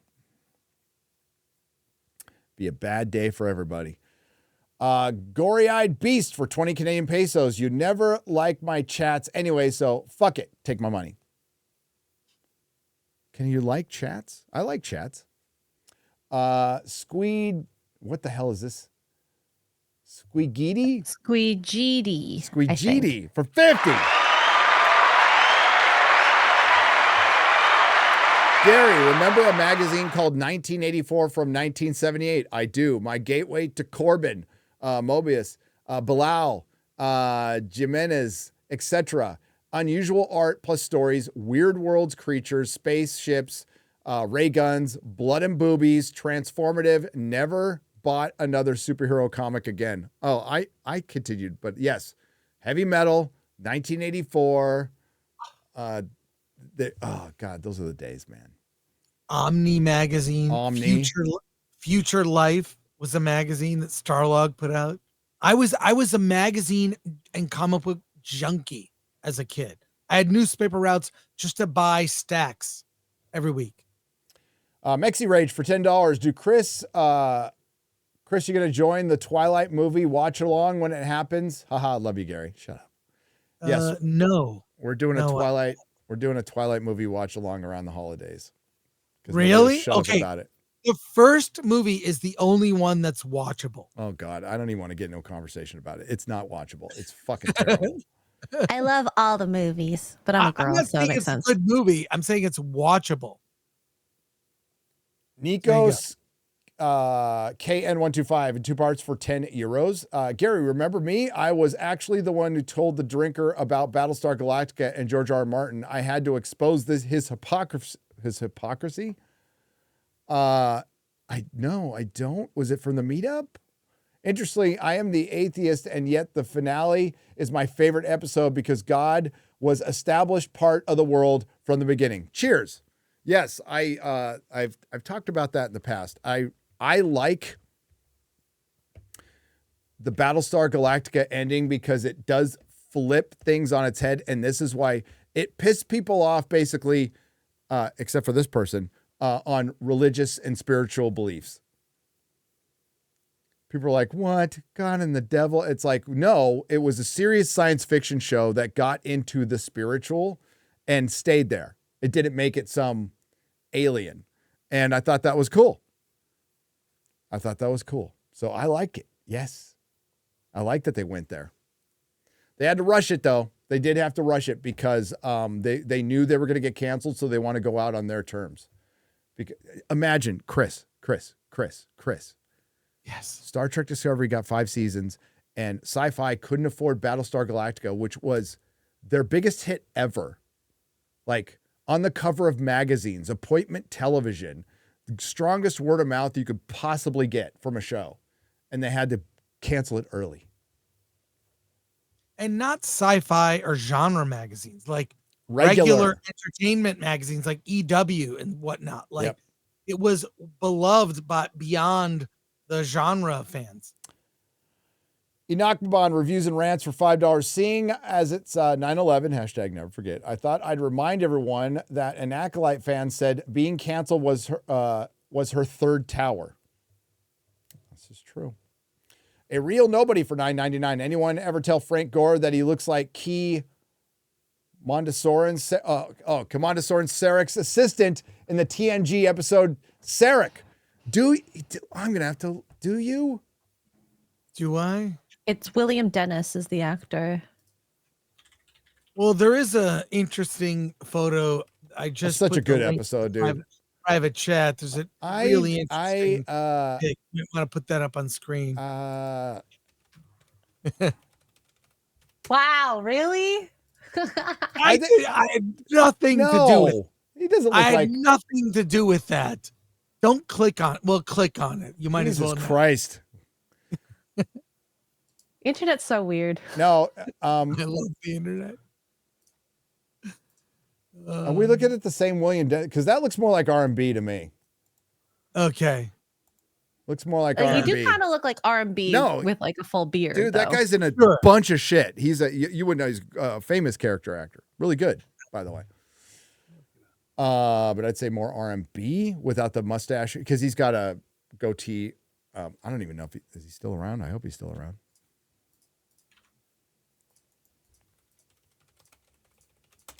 Don't want to speak ill of the dead. You never know these days, okay? You'd be like, dude, he's not dead. I'm looking at pictures of him. I think I've met this guy. Yeah. Like at conventions or something. He looks familiar. Dating Darius White for $20. Dating myself, but me been following JEG, James Earl Jones, RIP, since TV reruns of Doctor Strangelove. Morgan Freeman as the Easy Rider in Electric Company. That's my first experience seeing Morgan Freeman was in the Electric Company. Billy D on Colt 45 commercials. Real pros. As a black man, I love to see them in anything because they're real pros. They're all legends.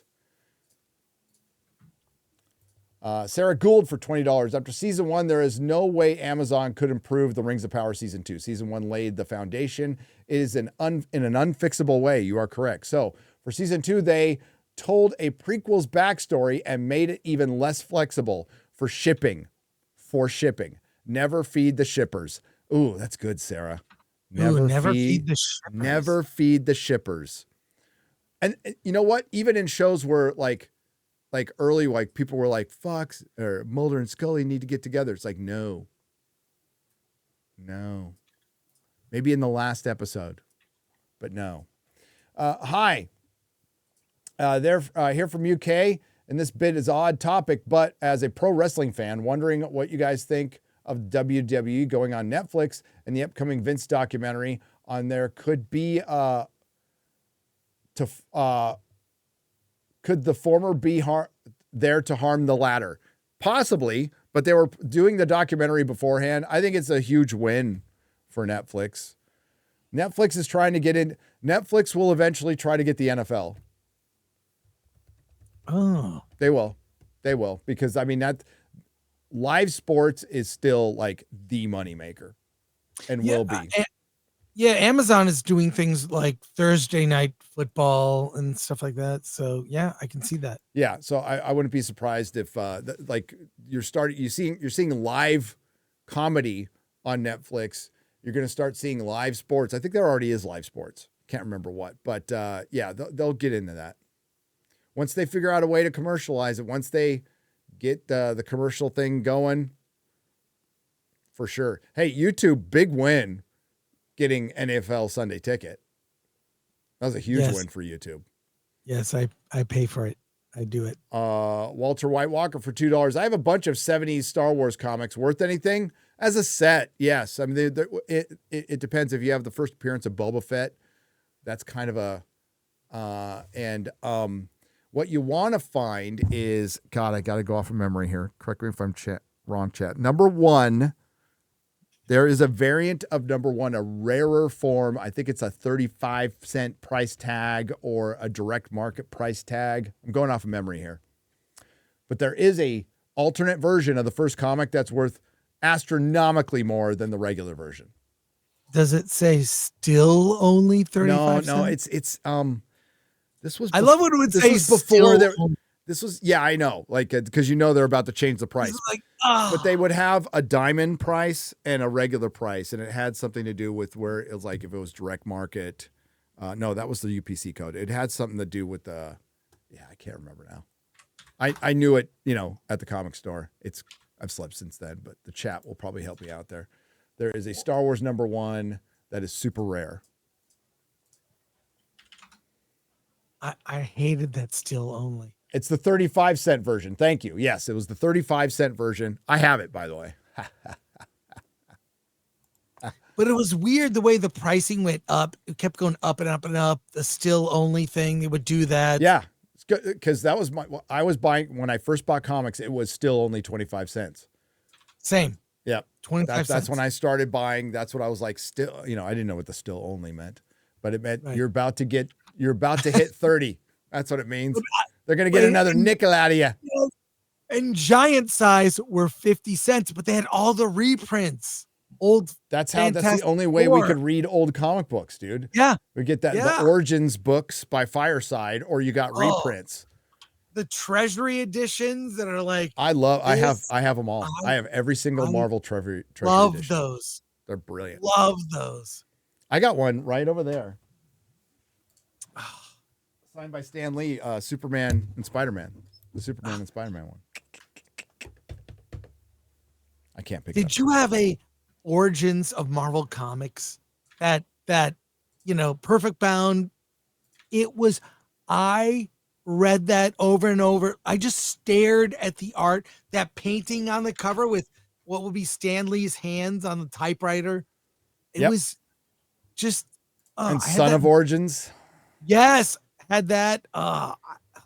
Syndec for $2. Hey, Gary, I text you. I saw that. Happy Chris, happy birthday, old man. Thank you, Syndec. Jordan Gallant for 10 Canadian pesos. Check out Lord of the Rings 1984 trailer. I'm more impressed with these AI trailers than the Rings of Power. I am too. What if I am right for $4.99? All hail. Everybody loves a good nooner. Damn straight. Legalized Adulthood for 20 says making TV show characters date each other is when the show comes from the original genre, e.g. sci-fi, horror, etc., to a soap opera. It's always the death of the original show and indicates the writers are out of ideas. Yep, it's like bringing in a kid and all that stuff. It's terrible. I'm okay with like ending the show like with the like the main characters, the man and the woman, like making out after that big journey, and that's it. That's fine. But once it starts creeping into the show, it becomes a soap opera. It does. Chris and I share a birthday. Who's coolest from the 5th? Freddie Mercury, Michael Keaton, Bob Newhart, or Werner Herzog? Freddie Mercury. That's a good lineup on September 5th. Freddie That's cool. Mercury. Darth Racer 777 for $10. The Soviets had their own Project Mockingbird. It was called Pravda.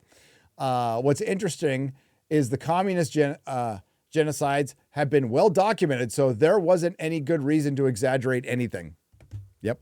Steve Fitch for 5 Canadian pesos. I think JK will modern up the series in an attempt to buy her way back into left's favor. It will be a virtue signaling gong show. Maybe, but does she need it? That woman's got fuck you money of fuck you money of fuck you money, like for generations. She doesn't need to do shit. Samuel Ayrton for $9.99. The show on Prime. Watched a couple episodes. Chris, trust me, if you like Twin Peaks and Reacher, it's an odd duck, surrealist show of a government agent who wants to be a folk singer. Okay. James for $10. Have any of you watched The Terror? Also, I saw it's on Netflix again. Do you think they could reboot a sequel, I Am Number 4, without it sucking, or it's just gone too far? I don't know. I think I don't trust anything modern. No, I don't trust anything. I just don't. It's the likelihood when you look at everything, it's just, it depends on who's behind it. I think it's so sad that we've been conditioned to just not trust the new entertainment. Yes. Yeah. Well, they have earned that mistrust. Yeah. Neil Horn for $9.11.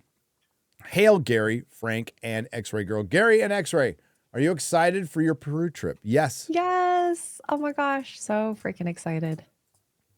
Now, will you guys be okay? I'm concerned. Yeah, we're going with a group. It's not like we're going alone. Yeah. When I went to Puerto Rico, and they had armed guards take us around the city because it was too dangerous. Oh my God. Like, they had machine guns. I'm not joking. Where's that? Weird. Puerto Rico. When? This was early 2000s. Oh, that's weird. Yeah, there was some upheaval going on. I was in Barbados, and they strictly told us you cannot wear camouflage anywhere. Oh, Dude, it is against the law. They put us up in the Four Seasons, and I got robbed. I did a book signing, and I had like $1,000 cash gone out of my room.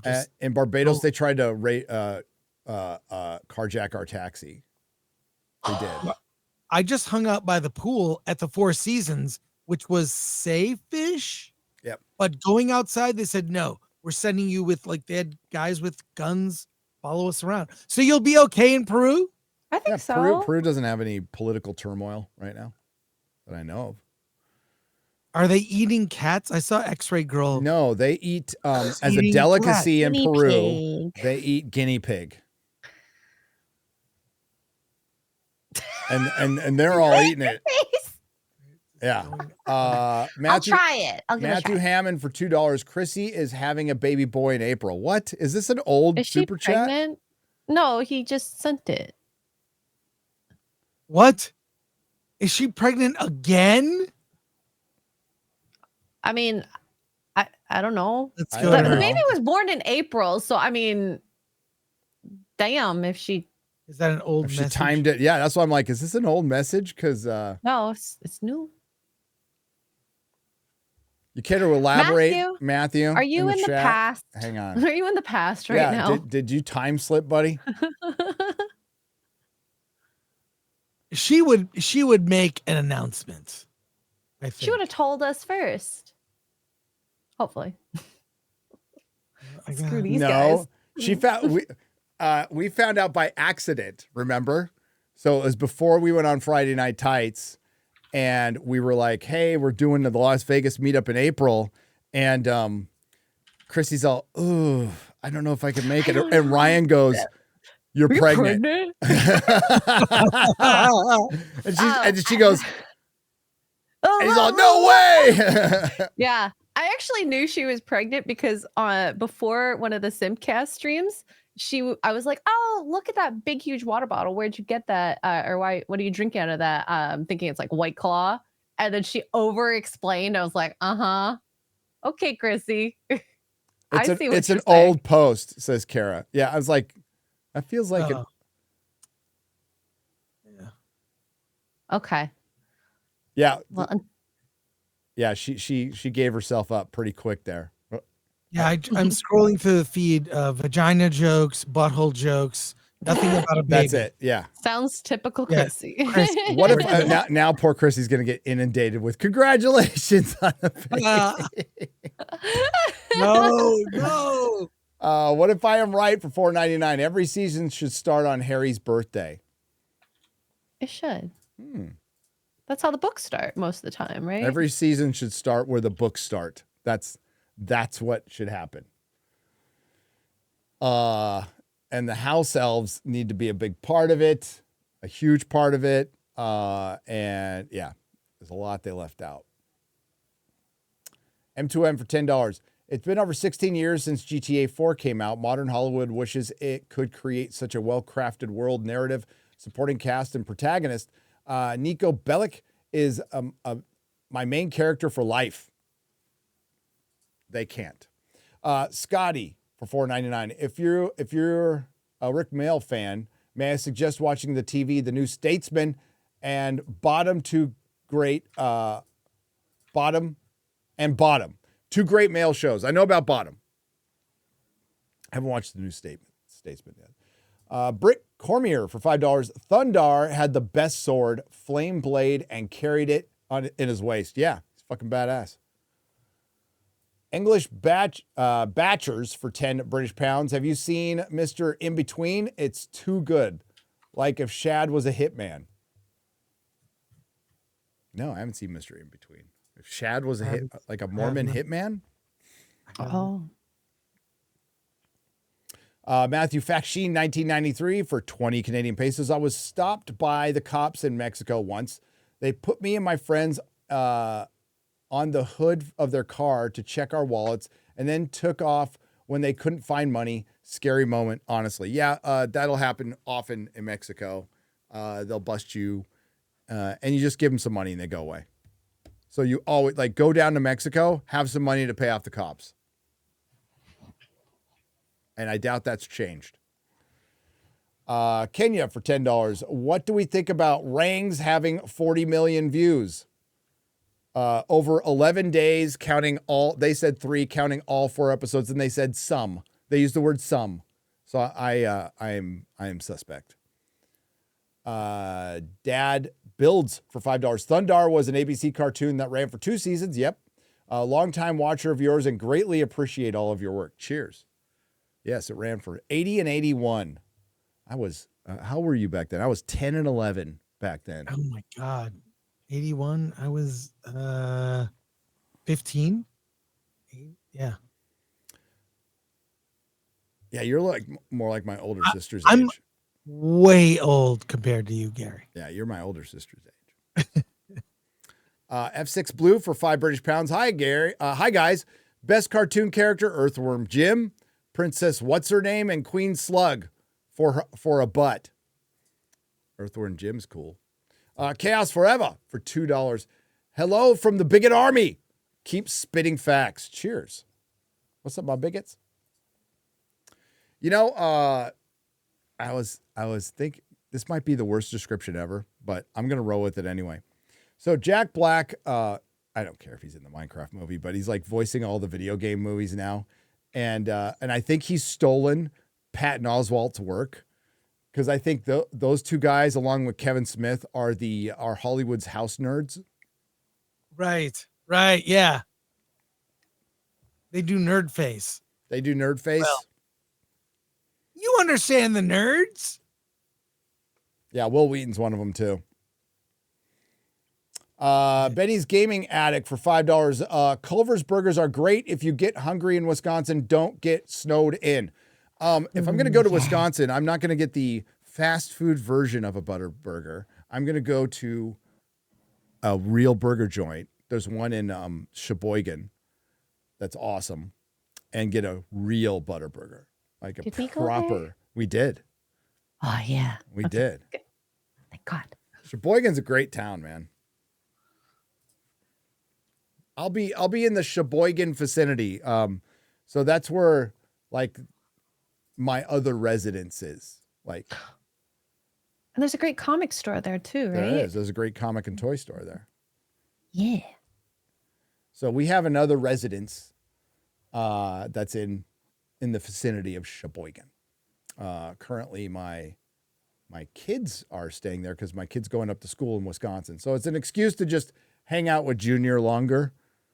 So, yeah, we're going to probably go up there for the whole month of November. And then I'll be able to run and see Drinker at the Grand Rapids Comic-Con. What's Grand Rapids like? I don't think I've ever been there. It's okay. It's a small town. You know, there's rows of bars. Do I have to restaurants. convert to any religions going there and visiting? I was gonna go because I was there last year. But I think they spent their budget on Drinker, and we're out of money for me, but I'm cheap.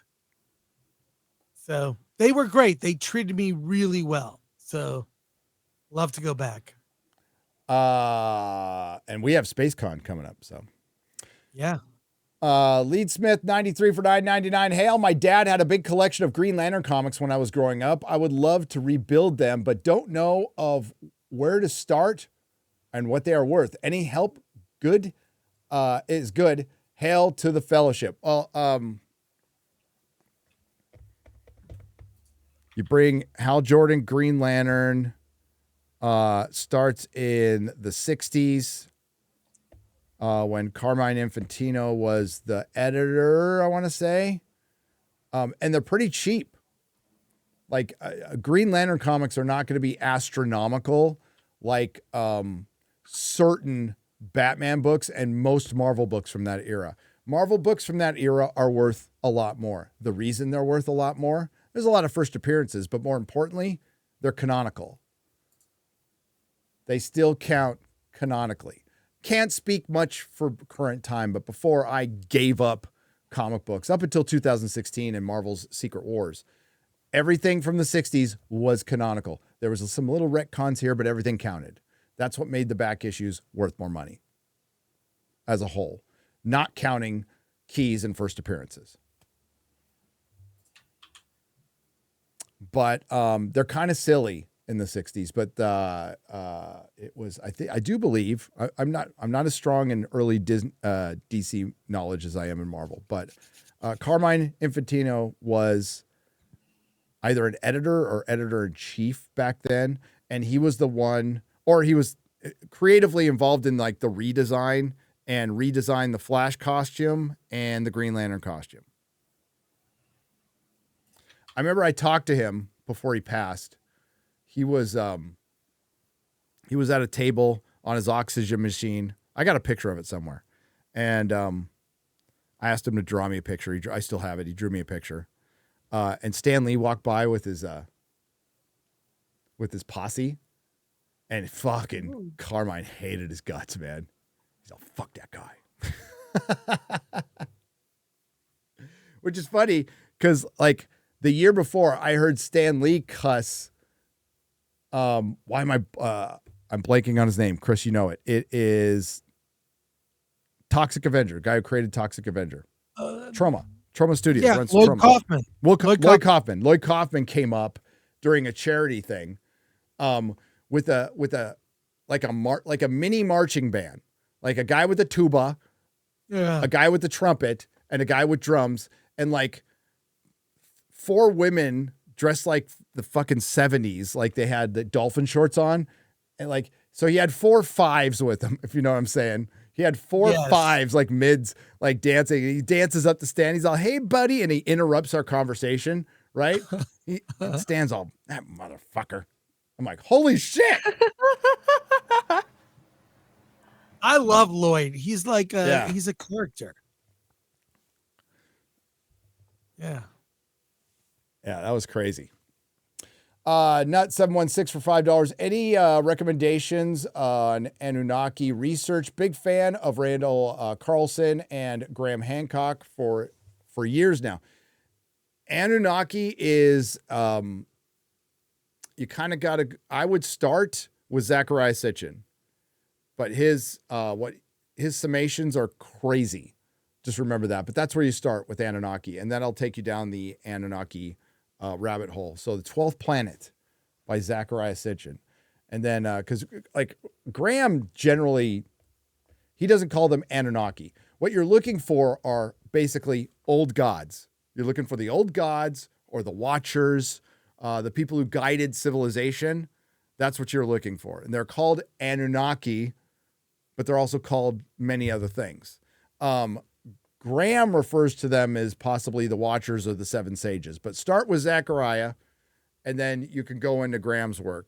And basically Magicians of the Gods is where he really gets into it. But you have to go to 12th Planet, do a couple Zachariah Sitchin books, maybe do Eric von Daniken's Chariot of the Gods, then go to Fingerprints of the Gods, then Magicians of the Gods.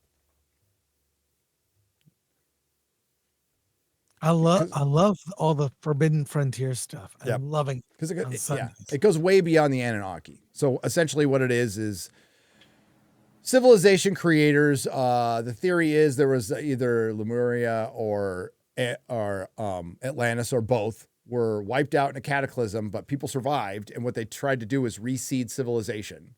So our beginning of civilization was just a legacy carried on from a previously destroyed civilization.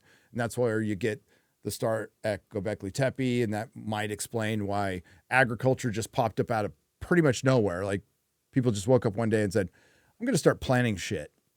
You know, we're going to start thinking about food surpluses. We're going to start having extra time so we can start carving stuff. Yeah. So it gets into it. I'm being very, very simple right now, but we have a whole show on it. Walter White Walker for $2. Can't be exposed video only in Iger. Oh, can't be. Is he still around? Can't be exposed. Yes. The channel was gone and then came back. It's funny. The guy edits clips. He makes John Campea fart. I think it's funny. It's kind of dumb and juvenile humor, but I don't know. I think it's fun. We're juvenile. It's okay. That's no need true. to apologize for I that. like fart jokes. I do too. On the note of what you were just saying, my son's birthday is coming up, and I don't think he watches this show. I got him this book, The Ultimate Guide to Rebuilding a Civilization. And it's literally diagrams of how to rebuild stuff. Well, that Really book was cool already book. written. It's in cuneiform on mud tablets from Mesopotamia. So, yeah. No, it's a cool. I put the link in the private, but I love stuff like that. Mike the Doggo Killer for 50 Danish krona. Animated TV show recommendation, Primal. Oh, I've seen it. And it can be watched on Max. 2 seasons and the 3rd on its way. Beautiful story. I've seen Primal. Mike Rowe has an incredible story about James Earl Jones on the podcast, The Way I Heard It. I want to say it's episode 5 or 6 or something. Well, I'll check it out. I love Mike Rowe, by the way. Tomato Truck. He was a Bay Area guy for a while. I was on a show. He didn't come to my store, but I was on, what was it? It's Inside the Bay or something like that. And Manu Nubla was co-hosting with Mike Rowe, and they came to my store, and she's like holding my Amazing Fantasy 15 #1 in it. I'm like, yeah. Believe me, from what I've seen, I'll have to show that someday. I have video of that, of my appearance on that show back in 2003. This episode of the show has been reevaluated. I am Gen Z, 25-year-old, and yet this show aged like a fine wine. I love it. Oh, X-Files probably. As Alf is still alive and so Alf is still alive and living in Ohio. Walter White Walker. Cartman TKE for $4.99. Rangs of Pestilence sucks. Watch Frarian Beyond Johnny's End. Anime in the spirit of Tolkien. It is amazing. Glacier Mountain Comics for $5. Star Wars is dead. MCU Star Wars is dead. Gary, you left your pipes on the floor, Gary. I left my pipes on the floor. What pipes? I never smoked. Are you talking about meth pipes? I never smoked meth. Star Wars is dead. And the MCU damn near killed Marvel, didn't it? Mm-hmm. Yeah. Lord Botha for $4.99. Yeah, I snorted meth. I didn't smoke it. I didn't shoot it either. I had standards, man. Lord Botha for $4.99. English teacher who once told me the quickest way to end a TV show starring a male and female protagonist is have them get married. Yes. And then have a kid. Remember Oliver and fucking Brady Bunch? Oh, that's right. Cousin Oliver. Whenever they throw something like that in, you know the show's over. Yep. It's a gimmick. It's a gimmick. Matthew Hammond's blaming it on Twitter. He said, Twitter screwed up. I hope she will again.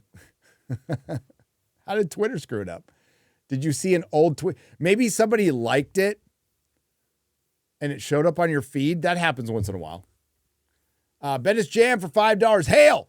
Been getting some vids out there, but struggling to be consistent on our output. How often should I upload as a novice creator? Thanks, Gary. Well, that's kind of up to you. You got to build your algorithm needs to be tailored to your channel. So if you're early on, you try a lot of things. I think when I started uploading videos, excuse me, it was like twice a week. I think it was every 3 or 4 days. I now do like once a week largely because a little more goes into making them. But yeah, I would try at least once a week and see if you can up that to twice a week. But there's also channels that upload 4 to 5 times a day. Now you only get a certain amount of recommendations that go out. So, but it's kind of up to you how much you're willing to put into them and stuff. But yeah, try everything out. Did you have an issue with the Cloak and Dagger show? I was enjoying it. Thought it had promise. It was a long time since I reviewed it. It went to shit. I remember that. It went to shit. But it was also on Freeform, so it was like straight up teeny bopper stuff. And Cloak and Dagger could be so much more edgier.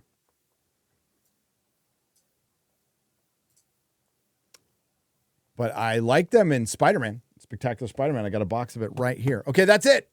That's all. We are done. What do you got coming up, Chris? Hollywood on the Rocks with Alan Ing. The D-Files is back. Ooh. The D-Files, baby. The bunch of other news stories. So join Alan and I for hijinks and loads of fun. Emphasis on loads. Loads. Oh my God. What? Never mind. Loads. How about you, X-Ray Girl? I'm going to be playing Space Marines pretty much shortly right after this, but I just wanted to highlight something. So this is from George Peter Gatsis, Yes. part of the Gandalf level.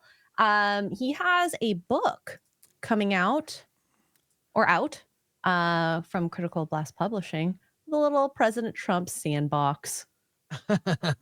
So that's that. And I have a cover to show as well. It's from criticalblast.com. Let me show you the cover art.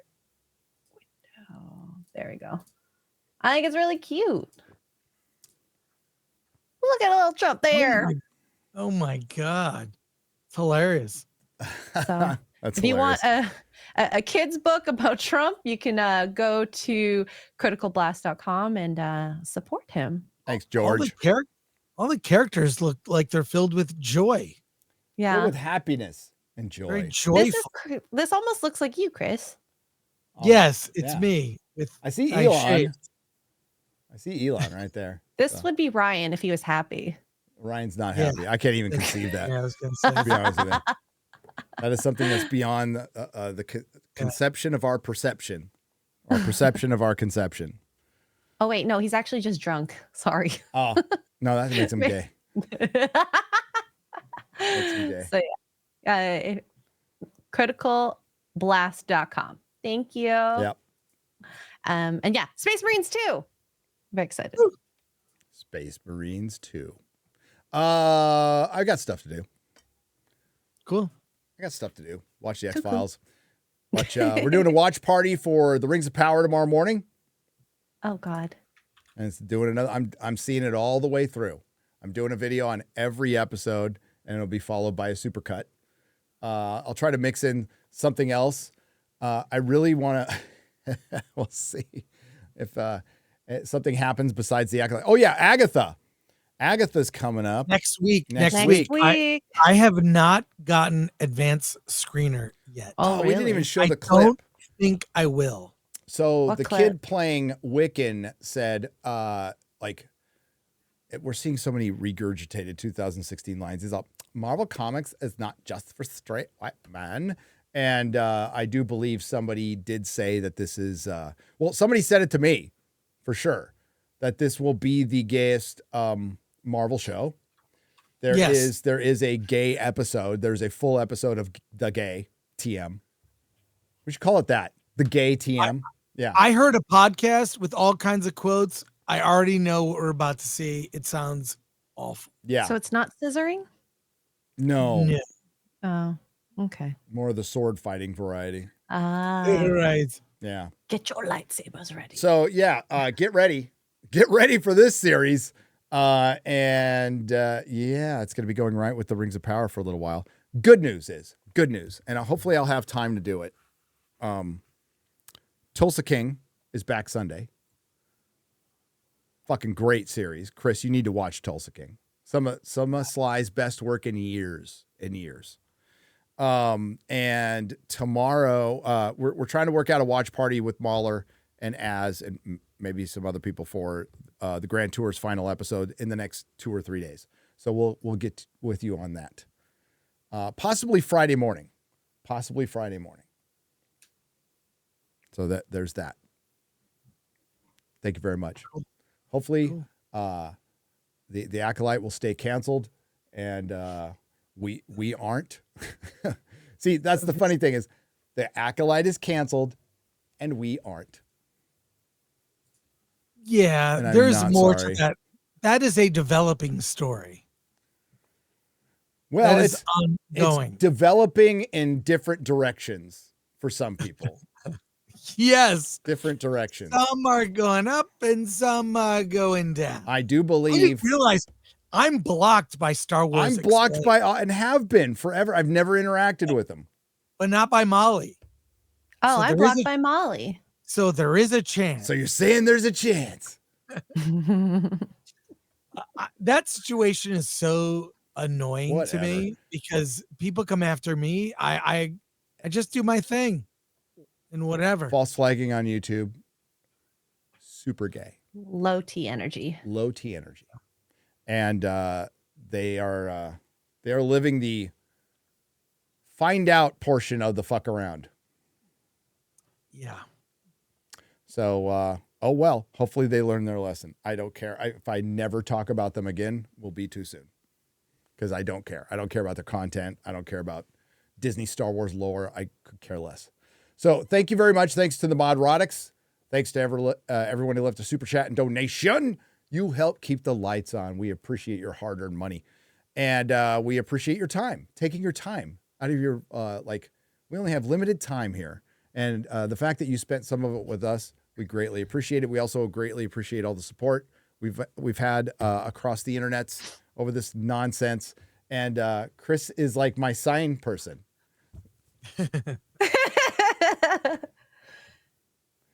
Because of my hearing privilege. I don't know what that's bullshit in ASL. Oh, okay.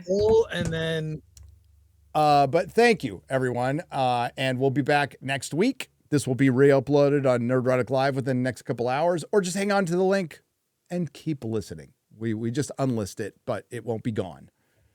Did we get one more there? No. I thought I saw something pop up. Maybe. Yeah. No, we got that one already. Yeah. Was it Shaky J? Okay. Yeah. Okay. Yeah. Oh, wait. And it literally just popped up. Another one. Shaky J for $3 says, I heard rumors CERN will run another test on the particle accelerator. Oh, boy. October 6th to 28th. We're all going to get sucked into a mini black hole. Hopefully it's to a universe where Star Wars is good. And Star Wars is not dead. Because Star Wars is dead. May it rest in peace. Ciao, everyone. Bye. Later.